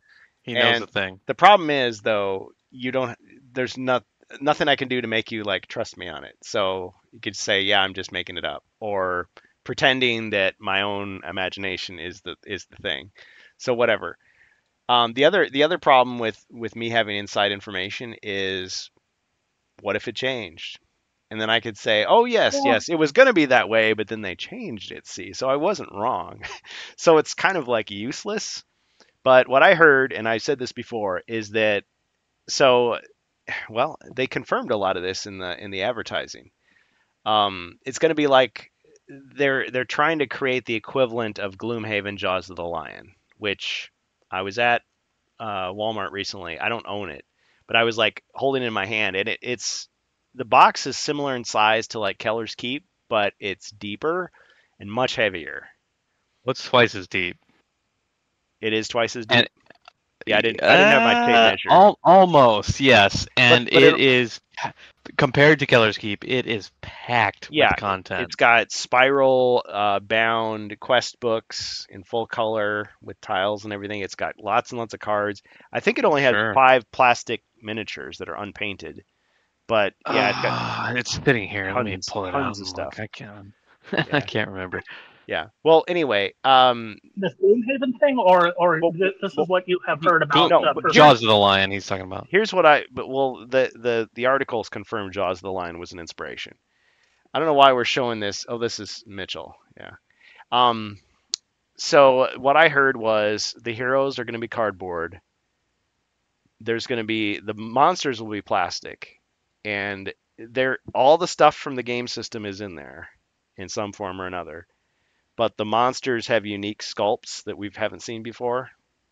So there's going to be goblins and orcs with different weapons. So like orcs with spears and shields, goblins with An orc axes. with a notched sword. What? An orc with a notched sword. Hey, that'd be great. How about a boot tile? But no, Mm. no confirmation of boot tiles or notched swords. But anyway, so those unique sculpts would be something that people like us would be like, well, I don't need another game system, but I'll take those extra monsters, so you buy it. And people who bought the starter set would still have a reason to upgrade to the deluxe, game system, Sure. which the MSRP is still 135 or 134.99 plus shipping and handling plus tax. Whereas this is supposed to be like $50, which is incidentally what Jaws of the Lion MSRP is, $49.99. Is it really? I got yeah. it for like $20. Well, that's the thing though. For years, I saw it going down. It would go down and down and down in price, and it was like, man, when I got it on $20, sale. It was it was a sale at Target. I was just there. It was just way far off. Yeah, I was just there yesterday, and it was $50. Wow. And I'm not in a coastal city. I'm gonna say that's because it's like kind of out of print now. Like they just got some stock in, maybe. Yeah, maybe. Yeah, because that's true. I $50 for I Jaws hadn't of seen the it for a Lion? while. But that's so what I've been told Anyway. about Jaws of the Lion is, and it even says this on the box. It says can be played as an expansion for the original Gloomhaven or as a standalone game. Yeah, and the intent was really standalone, scaled down Gloomhaven. And it was a Target exclusive for 6 months. I think was it Sikashem that said that? Somebody said that on our Discord. It was 6 months, and then it went everywhere because I didn't see it at Target. I saw it at Walmart, and so I assumed, this is just what it is. And when I played it with some friends, they were actually the guy. He showed me his huge Gloomhaven box and all the stuff, but he was actually playing Jaws of the Lion like on top of it. So he had mixed it together. And I want to acknowledge these comments because we're going to be here all night. I'm too sober. Thank you, Ribby. That was always catching me off guard because I'm like, he's right here, and he typed it. It was too I'm brilliant. drinking this whole time, so Yeah. I mean, Well, you can't talk. actually, I started drinking when I first started playing HeroQuest like 3 Snorkel. hours ago. So, This I'm the after a few party. in at this point. Yeah, The after party. we're good. We're Yeah. good. I'm not totally trash yet. Yeah, my comment was the ogres. I mean, not to get back into all that, but yeah, nuancing the monsters. Well, some of them. Okay, so wrong armor, says Bohemius. For the elf, I mean, Verg made the perfect presentation. He is good at making presentations. See, I'm the guy He that is? just spouts off. I want to be first. He wants to be right. Verg is really good at organizing his thoughts and And I appreciate having a really good concise. Notice how summary. long before he actually joined us to like speak. It's like I respect Yeah, that. right. Whereas I'm just gonna blurt things out and get it wrong and have to apologize. Don't apologize. Okay. The wizard is a perfect copy and paste of the body. No guesses is a blunt copy and paste. Says Bohemius. Rob Champ says, my guess is just how it works. The characters are owned by Hasbro and fair game. Hasbro got cheap and got a cheaper graphic designer to do it instead of paying for an artist to draw it. That's what I'm suspecting more and more. Rob Champ says Jaws of the Lion takes place before Gloomhaven, so maybe First Light will be before Zargon. Wardicon says the new Talisman game box. See, I haven't even been looking at the Talisman game box, and I don't know Talisman well enough. I'm gonna buy it at Gen Con because I'm pretty sure they're gonna have it there. Yeah, that would be a good thought. Might be discounted. Maybe we'll play it there. Who Hey, knows? yeah. The new Talisman game box looks about the size of the First Light box. Always bored, never boring. Showed how the board was folded into 6 sections. Speculate that's what they could do with the First Light board. Okay, so I don't know anything. I don't have any insider information about the board. But a lot of people were talking, well, maybe it'll just be folded more because it'll be the same scale, we think. I mean, once you cut off all the extraneous parts, the squares would be the same size for it to be compatible. Yeah. Because that is so I was told this is compatible with all the expansions. That's the point. And these articles have confirmed that. They said it's meant to be compatible with all the expansions. If it's not, that would be stupid. But so in other words, they're not going to have like really small squares and really tiny miniatures. I mean, they could do that. It's got to be tiles that card- can be used as overlays. It has to be. You think that like the room tiles and the corridor tiles Yes. that make the board. They will make up the whole board in First Light, but can be used as like fun overlays for the original board. I mean, that would make the most sense. They could if they wanted to. Yeah, but we don't necessarily know. We're just guessing. We don't know. We don't know. Yeah. So yeah, the inside information was this is compatible with all the expansions, and then the articles. So like Game Rant, comicbook.com, IGN, I forget what else is out there, but there's other articles now that are basically confirming those details. They haven't said anything about cardboard heroes. They haven't shown any miniatures yet. Man, I would be so surprised if there was any cardboard, like standee type things, papercraft. Because to me that screams not compatible with the other stuff. Everything else has been miniatures. But I mean, you can use standees with miniatures. Yeah, because it's like, okay, yeah, when Frozen Horror tells you to put the barbarian on the board, well, I just can't see them doing that, though. You've already got a barbarian in the box, but I mean, you could put the cardboard barbarian. Now, the cards will have to be the same, because think about it, some of these expansions have treasure cards. If you make the cards a different size or shape, then it's gonna like stand out like a sore thumb when you're shuffling the deck. It's like, oh, there's the card. There it is. This is something I was thinking about earlier when we were talking about the obviously we've all been really heavily focused on the box art, and I'm thinking to myself, this is one aspect of the. I understand it's a big one, but it's it's just one aspect of the expansion. Yeah. The internals are gonna be very interesting, and I like you're just saying, Kurgan, I don't think they're going to deviate at all from what has been already established in terms of art style, card backs, and all that sort of stuff. I think in order to dovetail into the original game system and the expansions, it's going to have to be the same style. So, the art is probably a one-off. Yeah, the art could be different. Like. Yeah, we're used to on the box art. I mean, oh yeah, because I'm talking about the internals. So I'm not talking about the internals at all. Okay.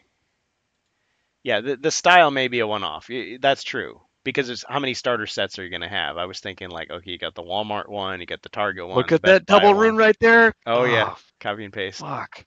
Whew, I gotta go pour another one. I'll be right back. All right.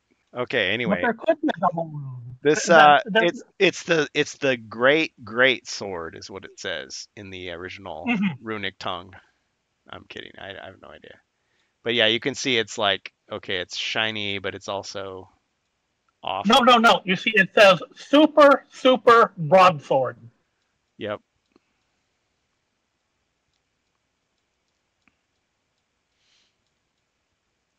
Yeah. That is a broadsword. Yeah. Well, and people were saying that the dwarf, he's just a normally proportioned guy rather than a giant baby. It's Brian Blessed. People were saying the hands look like they were AI hands that were all messed up, and so he went and tried to fix them. But we don't know what a fantasy dwarf looks like. You just give us one, and that's what he looks like. What did he do to that? What did he do to his pinky? All right, I'm back. Man, I was upset there. All right, drove this man to drinking. Well, we decided that those my God, broad sword, extra broad, ultra broad. I like these goblins though. I like these goblins. Ha! You get him, guy with dagger. Hee hee. And you could say, well, they look nothing like. I like this style of. See, this is like, but I mean, this could be copied and pasted from somewhere too. But you could say, well, maybe he did these really awesome goblins. He's like, man, I'm exhausted. Let's just start grabbing elements. I mean, they look creepy as hell. They're really cool looking. Yeah, because normally you expect to see like there's monsters. There's a big fight going on, but instead the monsters are hidden. Yeah, like it's like the heroes are triumphing and the monsters are all kind of hidden away in this one. Yep, we want you to go and pose for some photos and get some autographs. It's such a peaceful kingdom these days. There's not much for you to do, and then the monsters show up. Well, okay, so what my source told me was there's going to be new quests, original quests. There has to be, right? Because otherwise, the articles have confirmed. Why would the people that own the base game, buy it. Well, for the miniatures. But I mean, there could be several things. Yeah, so there's new. Oh. Well, but you could say, well, I'll just wait for the PDF to come out and I'll just play them with what I've already got. I'll wait till the app has them. MentorBot will let you know when the new Yes. PDFs are available. Hey, Good old Ribby. just put that in today. It's like Good there's shit. good old JR and there's good old Ribby. Oh man. So anyway, First Light. So yeah, part of me is like, I don't want to support the fact that they hired such a cut rate guy to do such a cut rate job on this cover. And But I don't think they ever will again after this. I mean, there's such a thing as buying a used copy. There's such a thing as waiting for it to go on discount. You know, all No, these are I will buy this retail. And I'm not going to wait. if they make well, and Amalgamash is going to make a copy and review it, so I won't have to. You know, I can review. Listen, if I can review Jungles of Delthrak because someone showed me like every page or just about every page. It's like, you know, why not? You can almost play it, you know, without at a certain point. Now you if we get can't. to play this at Gen Con, I'm definitely gonna That's the slip a thing. whole bunch of photos and videos in there and Heck upload yeah. them quick. Heck yeah, man. That's the point. Well, because I was thinking the people at the UK Gaming Expo, they got to play Jungles of Delthrak. So are the reviews? Lucky. But I mean, where are the reviews? Were they sworn to secrecy? Why aren't they talking about it? Or maybe they are. Before people look closely at their boxes of Jungles of Delthrak and go, wait a minute, and then peel away the cover, and the fake cover is actually The true one. original. I wanted to print that thing out and get it autographed by the team, just to say, hey, you got us and you got us good with that Jungles of Delthrak cover. That was amazing. And I didn't believe it, but there were still people that were like, no, look closer. Look more, We should get some. We'll get some lithographs of that image made and bring it with them. Bring it with us to Gen Con. That would be amazing. We gotta get that. We gotta get that signed. Man, for sure. I gotta get on that because like it takes a couple weeks to get everything done. Yeah, for sure. It gets ribbied for pleasure. Yes, yes. We can't have nice things. S stands for hope. Hoppity boo. Good day, sir. You lose. You get nothing. You stole fizzy lifting drinks. Oh man, I can tell we're getting to the end of the stream when we start going on like this. Rob Champ says, my guess is just how he works. The characters. Oh, we already read that. Okay. Wordicon says the new Talisman game box looks about the size of the First Light box. Oh, I read that too. Why did I think there was a new comment? Oh, yeah, it was just Ribby saying, wah! I always think of Lucy crying from I Love Lucy. She launched all these orc raids without realizing it, you know. What's the guy's name? Rob Priestley or whatever that they and Brian Ansell, they watched I Love Lucy and they're like, yes, this is what we do. Lucy launched Orc Raids and the Starship Enterprise. Yep. Ricky. Yep. Yeah, what a great show. Anyway, yeah, so HeroQuest First Light. Yeah, it'll be interesting because so the pitch, and I know this has changed. This is just the blurb at Gen Con on the website, which MentorBot's going to tell us about, is that they said be among the first to play this new HeroQuest expansion. Well, first of all, this is not an expansion. But if it's like Jaws of the Lion, it could be an expansion if you want it to be. But then I'm thinking they're probably talking about Jungles of Delthrak. I mean, originally there was going to be a free panel by Avalon Hill talking about the new expansion, but then they got rid of it and they replaced it with these play sessions where we think we're going to be playing Jungles of Delthrak, which I would love to do. But maybe we would get to see, maybe we'd get to play First Light as well. Now, the latest thing that they've said about Gen Con is that you will get to find out when and where and how exactly you can get HeroQuest First Light. And I was thinking, and then we will tell them when and where and how they can do with that HeroQuest First Light box and where they can put it, right? No, uh, that didn't quite turn out the way I hoped it would. Wow. Dang, Man, shots that's fired. played real bad. All right. Damn. What does Avalon Hill have to hide? The only footage we've get obtained First Light. before he was dragged off. Okay, iKarith is going to get it, so have your I will mom get it. make stovetop, invite me and Ribby over, and If the internals of the box are as disappointing as this cover looks to me, Wizards of Morcar might be it for me. I mean, I cannot imagine that these guys are just going to be putting out crap. But if they do, that's going to be suggesting that things are going south, and I'm not going to automatically pre-order things going forward. He's not a fanboy, We'll ladies and gentlemen. He's not a fanboy. I will. I will. Our money is not. We don't owe them our money.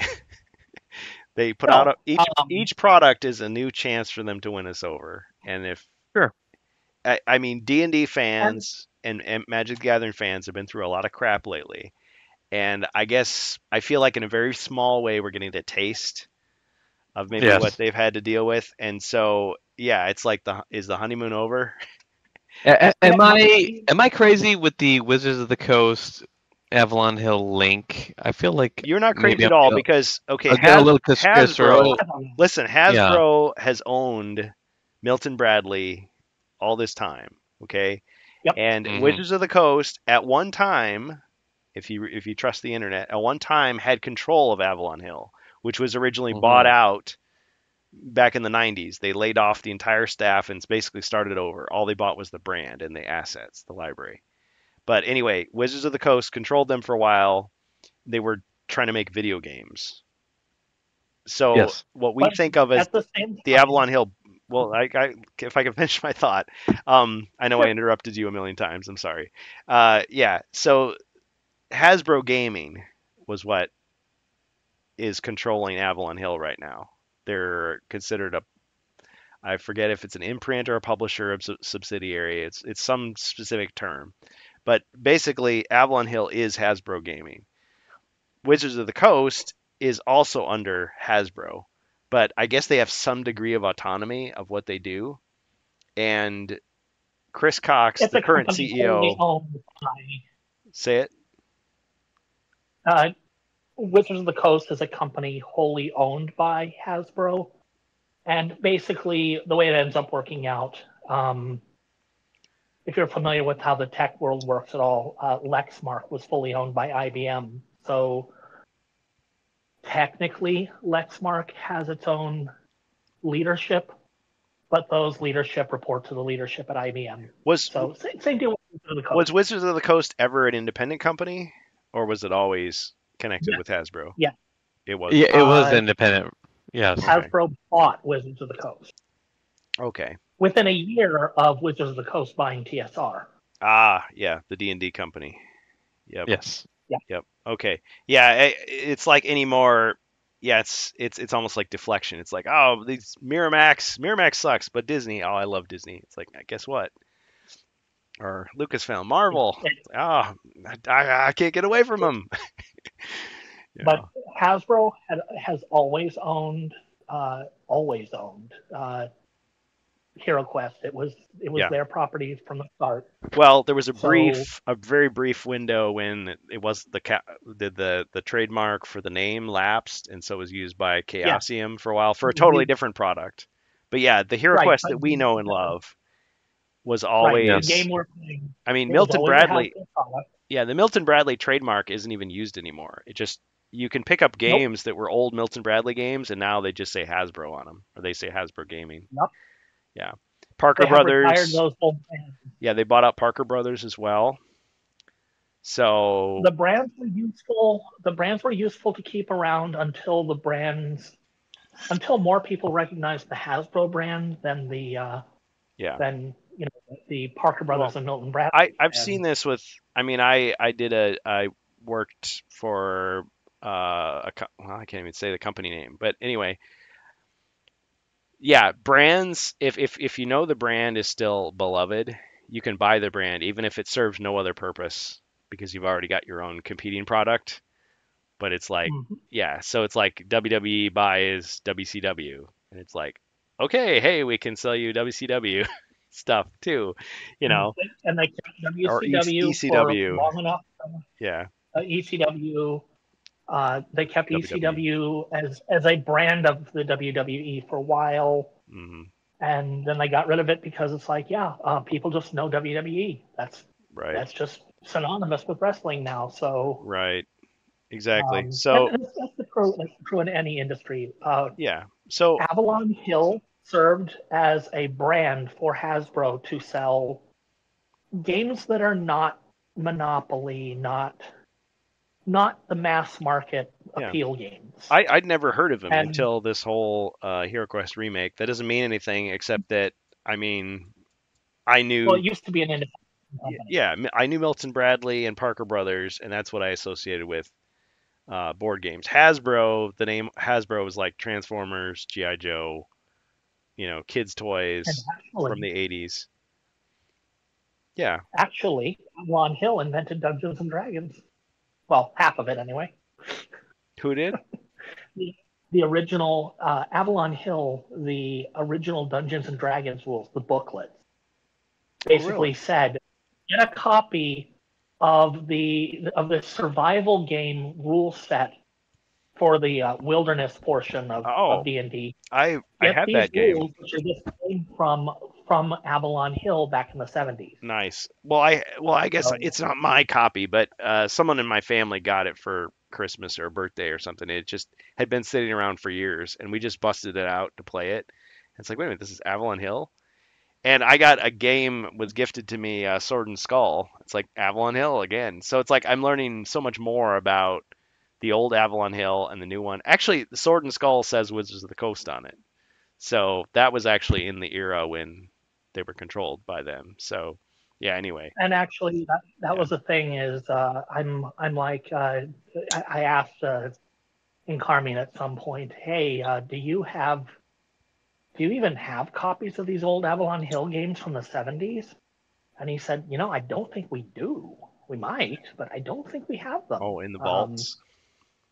Yeah, because Well, Avalon Hill was a purchase, and they may not have gotten copies of these old well, games with it. and when they laid off Somebody's got it in their basement somewhere. they walked. They may have just like walked. I was like, fine, I'll just clear out my. When I'm clearing out my desk, I'll just take the games with me.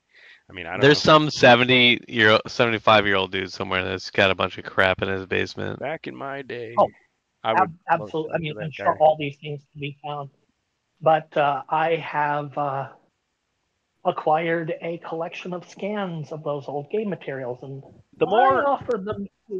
the more I I hear, offered them to him while he still works for the company.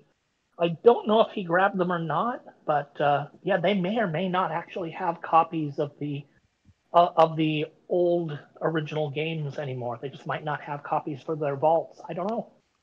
guys, we're close I to hope they do. Yeah, we're close to wrapping up. So I just want to acknowledge some of these comments. Good talk, everybody. So First Light Mountains, Happy Little Mountains. Yes, I always think of Bob Ross as well. Just put them in wherever you want. It's your little It's your world. little world. Hey. Let's clean our brush. Just beat the devil out of Oh. it. Rob Champ says Hasbro Wizards of the Coast has a plan called Blueprint 2.0 to increase profits by 50% in the next 3 years. They're doing a lot of revamping. It's poo. Okay, that's you, Ribby. Oh, me? I said that? Oh no. Rob Champ says it's I meant it though. I meant it it's a Mr. lot. Pooh to you. Okay, we should pool all our money, retirement, 401ks, savings, home equity, inheritance, NFTs, whatever you got. I added that, and we'll buy 51% of the shares, and we'll control Hasbro. Whoa, Buy some Clark Mitchell NFTs and Yes, retire with those. Hello. yeah. I think if we do that, we're going to have to fight with a venture capital firm.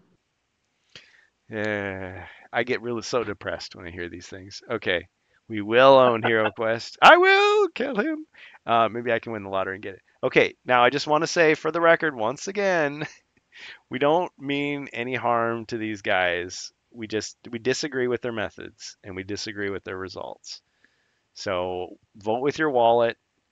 Get as much information as you can before you buy a product. And if you're not sure it's for you, maybe just don't buy it.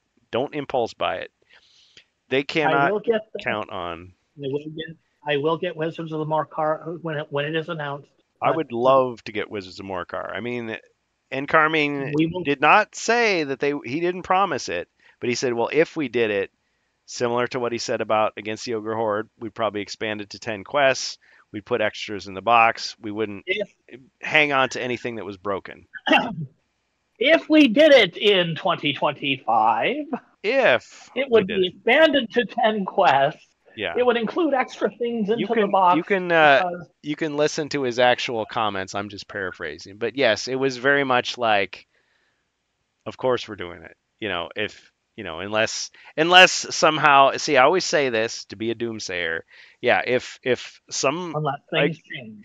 if Chris Cox says, HeroQuest gone, like he just shuts it down. I mean, okay, then that's it. That'll be the end of it. Or sales just, plummet. And I'm not saying they're going to plummet because we said mean things about First Light. No. But I mean, it's possible that it might underperform at some point and then they would just cut it off. Maybe. Yeah.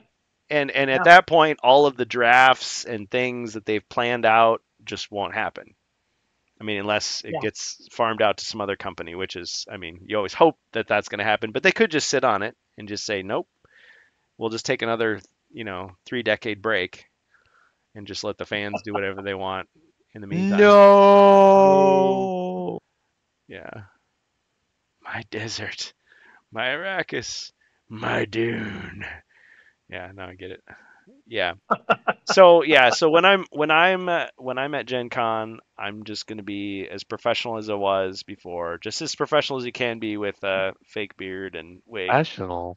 What the hell? Professional. Look it up. All right. Now, Ribby, on the other hand, I can't, vouch for him. Yeah. As long He's as you, going to show up. He's going to show up in a clown wig and yeah, full Trump outfit. he's Just gonna screw be, it, man. he's gonna be. Well, if you wonder Good luck, pictures. who made his game in '89 and 2004, look it up, Board Game Geek. No, Boom, done. I think you should go full I'm here, Ric Flair. HeroQuest. Woo! Oh, Ric Flair. Oh, that's a good one. Yeah, Ric Flair. Yeah. Fuck it. Yeah. We'll do it live. Fuck it. Sorry, Morgan. Do it live. I'll write it. We'll do it live. What does that even mean to play us out? Fucking thing. No words. What do you mean we are live? Oh, shit. Yeah, and then you got to throw your jacket down, which is also a Ric I was Flair gonna say, thing. my See? favorite part of that video is after all the sound and everything cuts, and you just see the The pulled breeze. back, and he's like ripping his jacket off and throwing it on the ground. He's like so angry. You just can only imagine what he's saying. Yeah, so good. So good. Yeah, it is. See, the fun thing about people making an absolute clown of themselves is that you don't care about their political affiliation 20 years later. You're just like, yeah, that person was a dumbass. Yeah, he entertained me with his freak out. Mm-hmm. Yeah, to be a public figure. Oh man. Well, anyway. Yeah, so if we haven't lost you by now, Lost you. Man. Gained. We're up to 7 viewers. What are you talking about? Keep it going. Yeah. So anyway, so Gen Con will be interesting. We'll keep an eye out to see what happens between then and now. So do you think that they're going to say anything more about this, or do you think they'll just keep their mouths shut from here on? Like they've already said too much. Mouth shut for sure. I mean, I was going to pick apart their comment, and it's just like you could read this as. Go ahead, pick it out. Pick it apart right now. Let's throw it in right now. Let's just finish it out for us. Yeah, just finish it off. Just let what me do you got? Let me do all the thinking for you, and you can just tell me. You can just know how wrong I am. Boot tile sound effect. Boot to the tile sound effect. Okay. Yeah, I'm going to try to print some boot tiles. Okay, so we've heard rumblings. So I think they said something like that in response to the HeroQuest is canceled or Against the Ogre Horde is canceled. The art for Talisman, so they lumped it in with Talisman Alliances. I don't know who was saying that was fake. It wasn't us. HeroQuest First Light was created. The art for First Light was created by AI. Well, we're not saying all the art. We've only seen the cover. Okay, that's all you've shown us.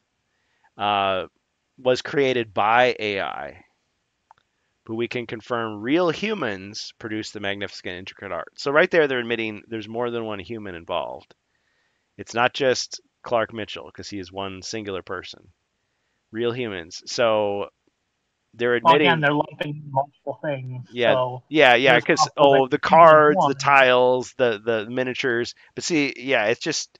Oh yes, I'm saying that the miniatures were created with AI, but everything else was human created. It's like, what? Why even say that? It's such a weird. I'm sure somebody didn't just dash this off. They probably had a meeting. I used to joke with Avalon Bill about that when he was still with the company. It's like, you guys had a meeting because what I said, right? Like, I was the meeting. Like, I didn't mean to be the meeting, but I was. Okay, it says this is their social media. When creating new games, we have the honor and pleasure of working with some of the most incredibly talented artists out there, and these projects are no different. So they saying Clark Mitchell is honestly one of the most incredibly talented artists out there. I mean, I don't know. Okay. Hashtag disagree. Yeah. Hashtag another opinion. Hashtag. I don't doubt the guy has talent, but is he really If the he- most incredibly talented? Like, can he take an The image most and talented manipulate it? Yeah, he can do that. Well, Is he the? No. to be no. fair, Is it? his profile Sure. actually says Maybe. retouching. Retouching is one of his things. Digital art retouching. So it's like, okay, he's Yeah. doing a lot of retouching here. Touching and Yeah, retouching. retouch your ass on out of here. We don't want you no more. We'd like to thank and acknowledge Clark Mitchell for his work on HeroQuest First Light and the crew at Yellowfly Agency. Never heard of them, didn't do any research on them, for Talisman 5th Edition and Talisman Alliances. So there's 2 talismans? Okay, I sound like an idiot now. So let the talisman people cover those. So it's one thing to use to use AI and promotional stuff. They really threw Clark Mitchell under the bus with this, though. Yeah, because in a way, it's almost like they're saying, "Hey, if you have any problems at all, blame this one guy, not us. Dump your hate on this guy." Ha ha ha ha ha. Now, anyway, look at that! Look at that! Look at that! He quit. Oh, what a shame! What a shot! We're never going to use him again. What a loser! Anyway, how could he just walk away? Product. All right. I mean, what? Yeah, you just imagine all kinds of weird stuff. It's like this was. I think Amalgamash had a whole bunch of stuff to say about this statement, and I pretty much agree. So just watch his video, clip it out. That's what I think. That one spot. I don't always agree with Ash, but he said it very well, and I just don't remember because he did. I have watched Ash's video like 3 times. It is great. Yeah. Watch it again. Yeah. Watch it 3 times. It's so good. I recite it when I'm taking a shower. Yeah. Yeah, he uses phrases like tone deaf and are not. Sorry, iKarith. Some of the things. Some of the things that I thought were AI, looking at it, they're not. They were copy paste from other things. But I'm still suspecting there were some parts that were AI, and I mean the whole thing is clearly not an original. You guys convinced me. Yeah, this is a smorgasbord of a failure. There's lots of stuff going on. It's not original art at all. No. I mean, bare minimum. Okay, that's fine. If you say it's Hasbro assets and we've copy pasted, we're not amalgamated things together. Yeah, we're not accusing him of breaking the law. We're not accusing him of plagiarism. We're just saying that's fine. It feels lazy. It feels cheap.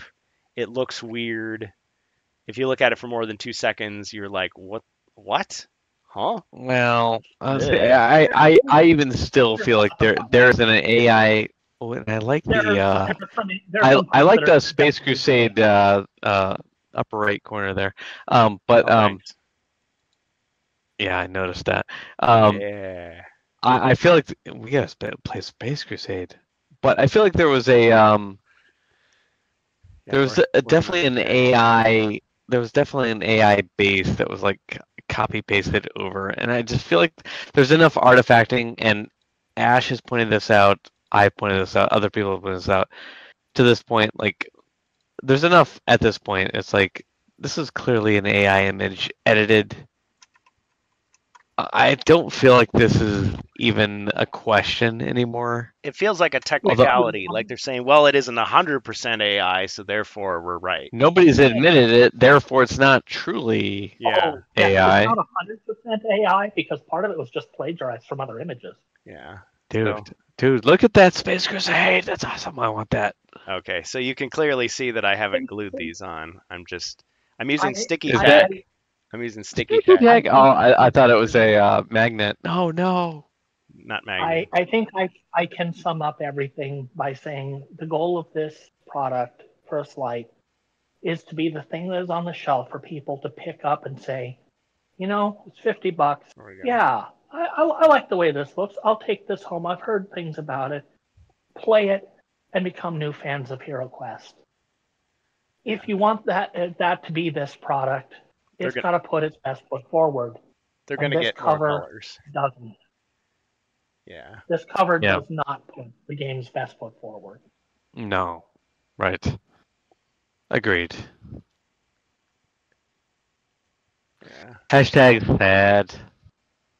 Hashtag still gonna buy. Yeah. I'll buy it, but I'm hoping that the insides of the box don't disappoint the way the cover did. Yeah. Just make the disappointment about the box art. Make it known to Hasbro. Make it known to Avalon Hill. And I feel like, and I've said this several times in the Ashes Discord and the HeroQuest fans Discord, Avalon Hill will course correct it.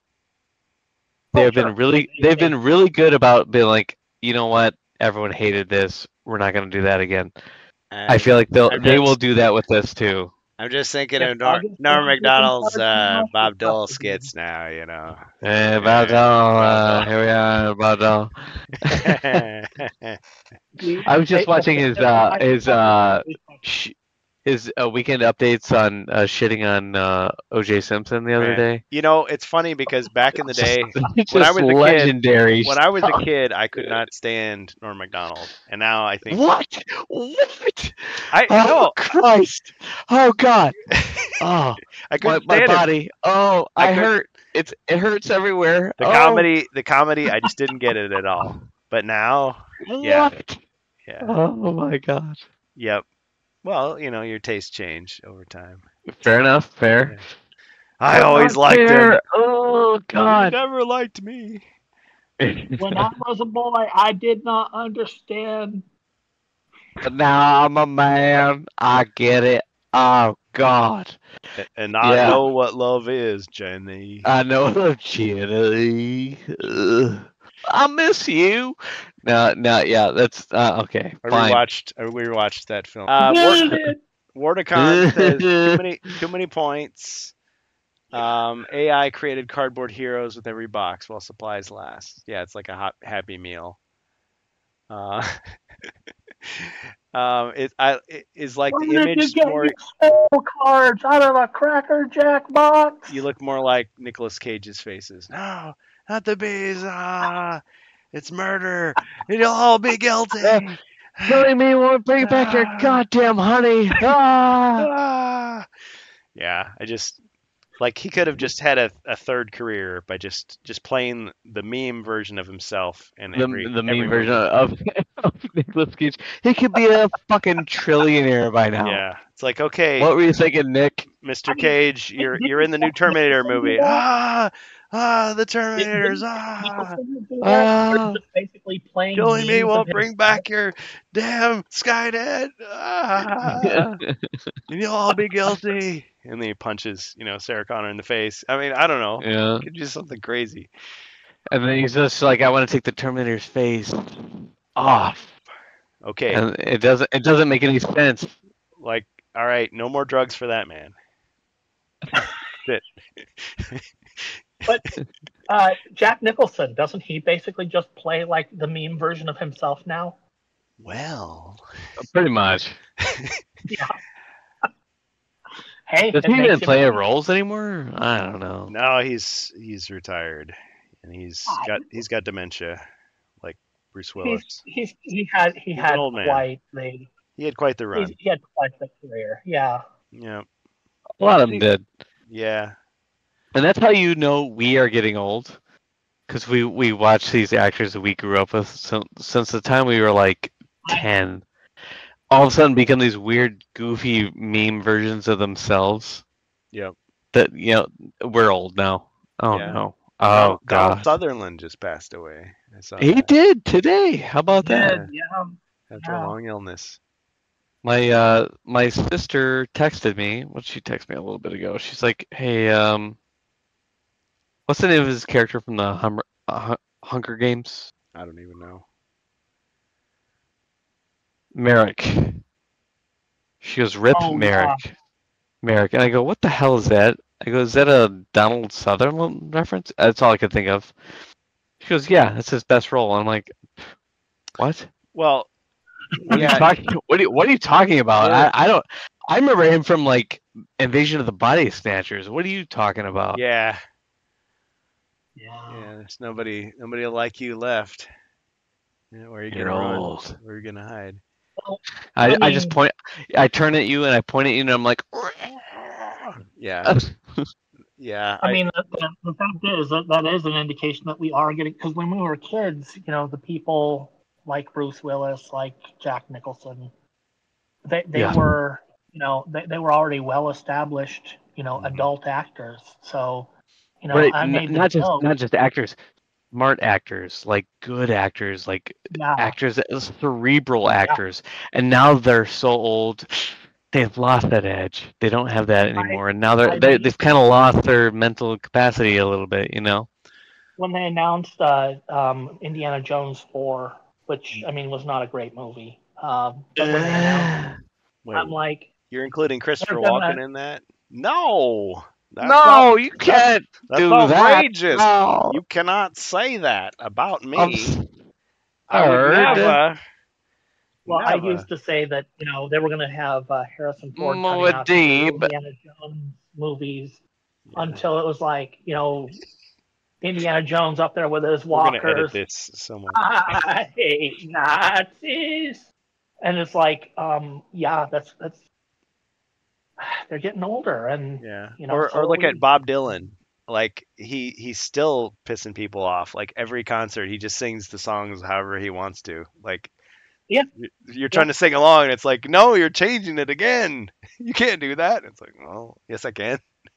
Yes, I can. Do you know how I am? I'm Bob Dylan. I can do whatever the fuck I want. That's right. Yeah. He's earned it. He's earned the right. Yeah. Oh. Damn. You want to watch me really kill the rant cast for the evening? Oh no! Here we go. Bob Dylan can change the lyrics to anything or come out with as many different versions as he wants. Yeah. Got nothing on Taylor Swift. Oh, shots fired. I just want to say, hey, totally. Bob Dylan's son.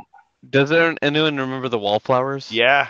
From One Headlight. Yeah, Jake Dylan. Yeah, that was his son, and you got to feel bad for him because he's like, Dad, you don't understand music. And he's like, I don't understand music. I'm fucking Bob Dylan, you piece of shit. Who do you think you're talking to? I wrote a song about how little you understand. A little something like this. You hear the harmonica. Right. And it's like some variation of one Headlight or some other Wallflower song.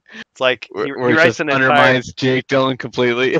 He'd write an entire album on the spot to prove how wrong he was. It's like, no, Dad, come on, you're embarrassing me. Listen to me, you little shit.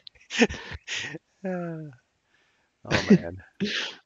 Wow, okay. off the rails. How about that? Totally off the rails. Okay, yeah. All right. Well, thanks everybody for joining us on the final episode of the Rantcast. We're done here, and I'll be moving on to another planet. Bye. Yep. John Cusack is mentor. All right, thanks everybody. Rantcast. Have a good night, everybody. Yep. Rantcast.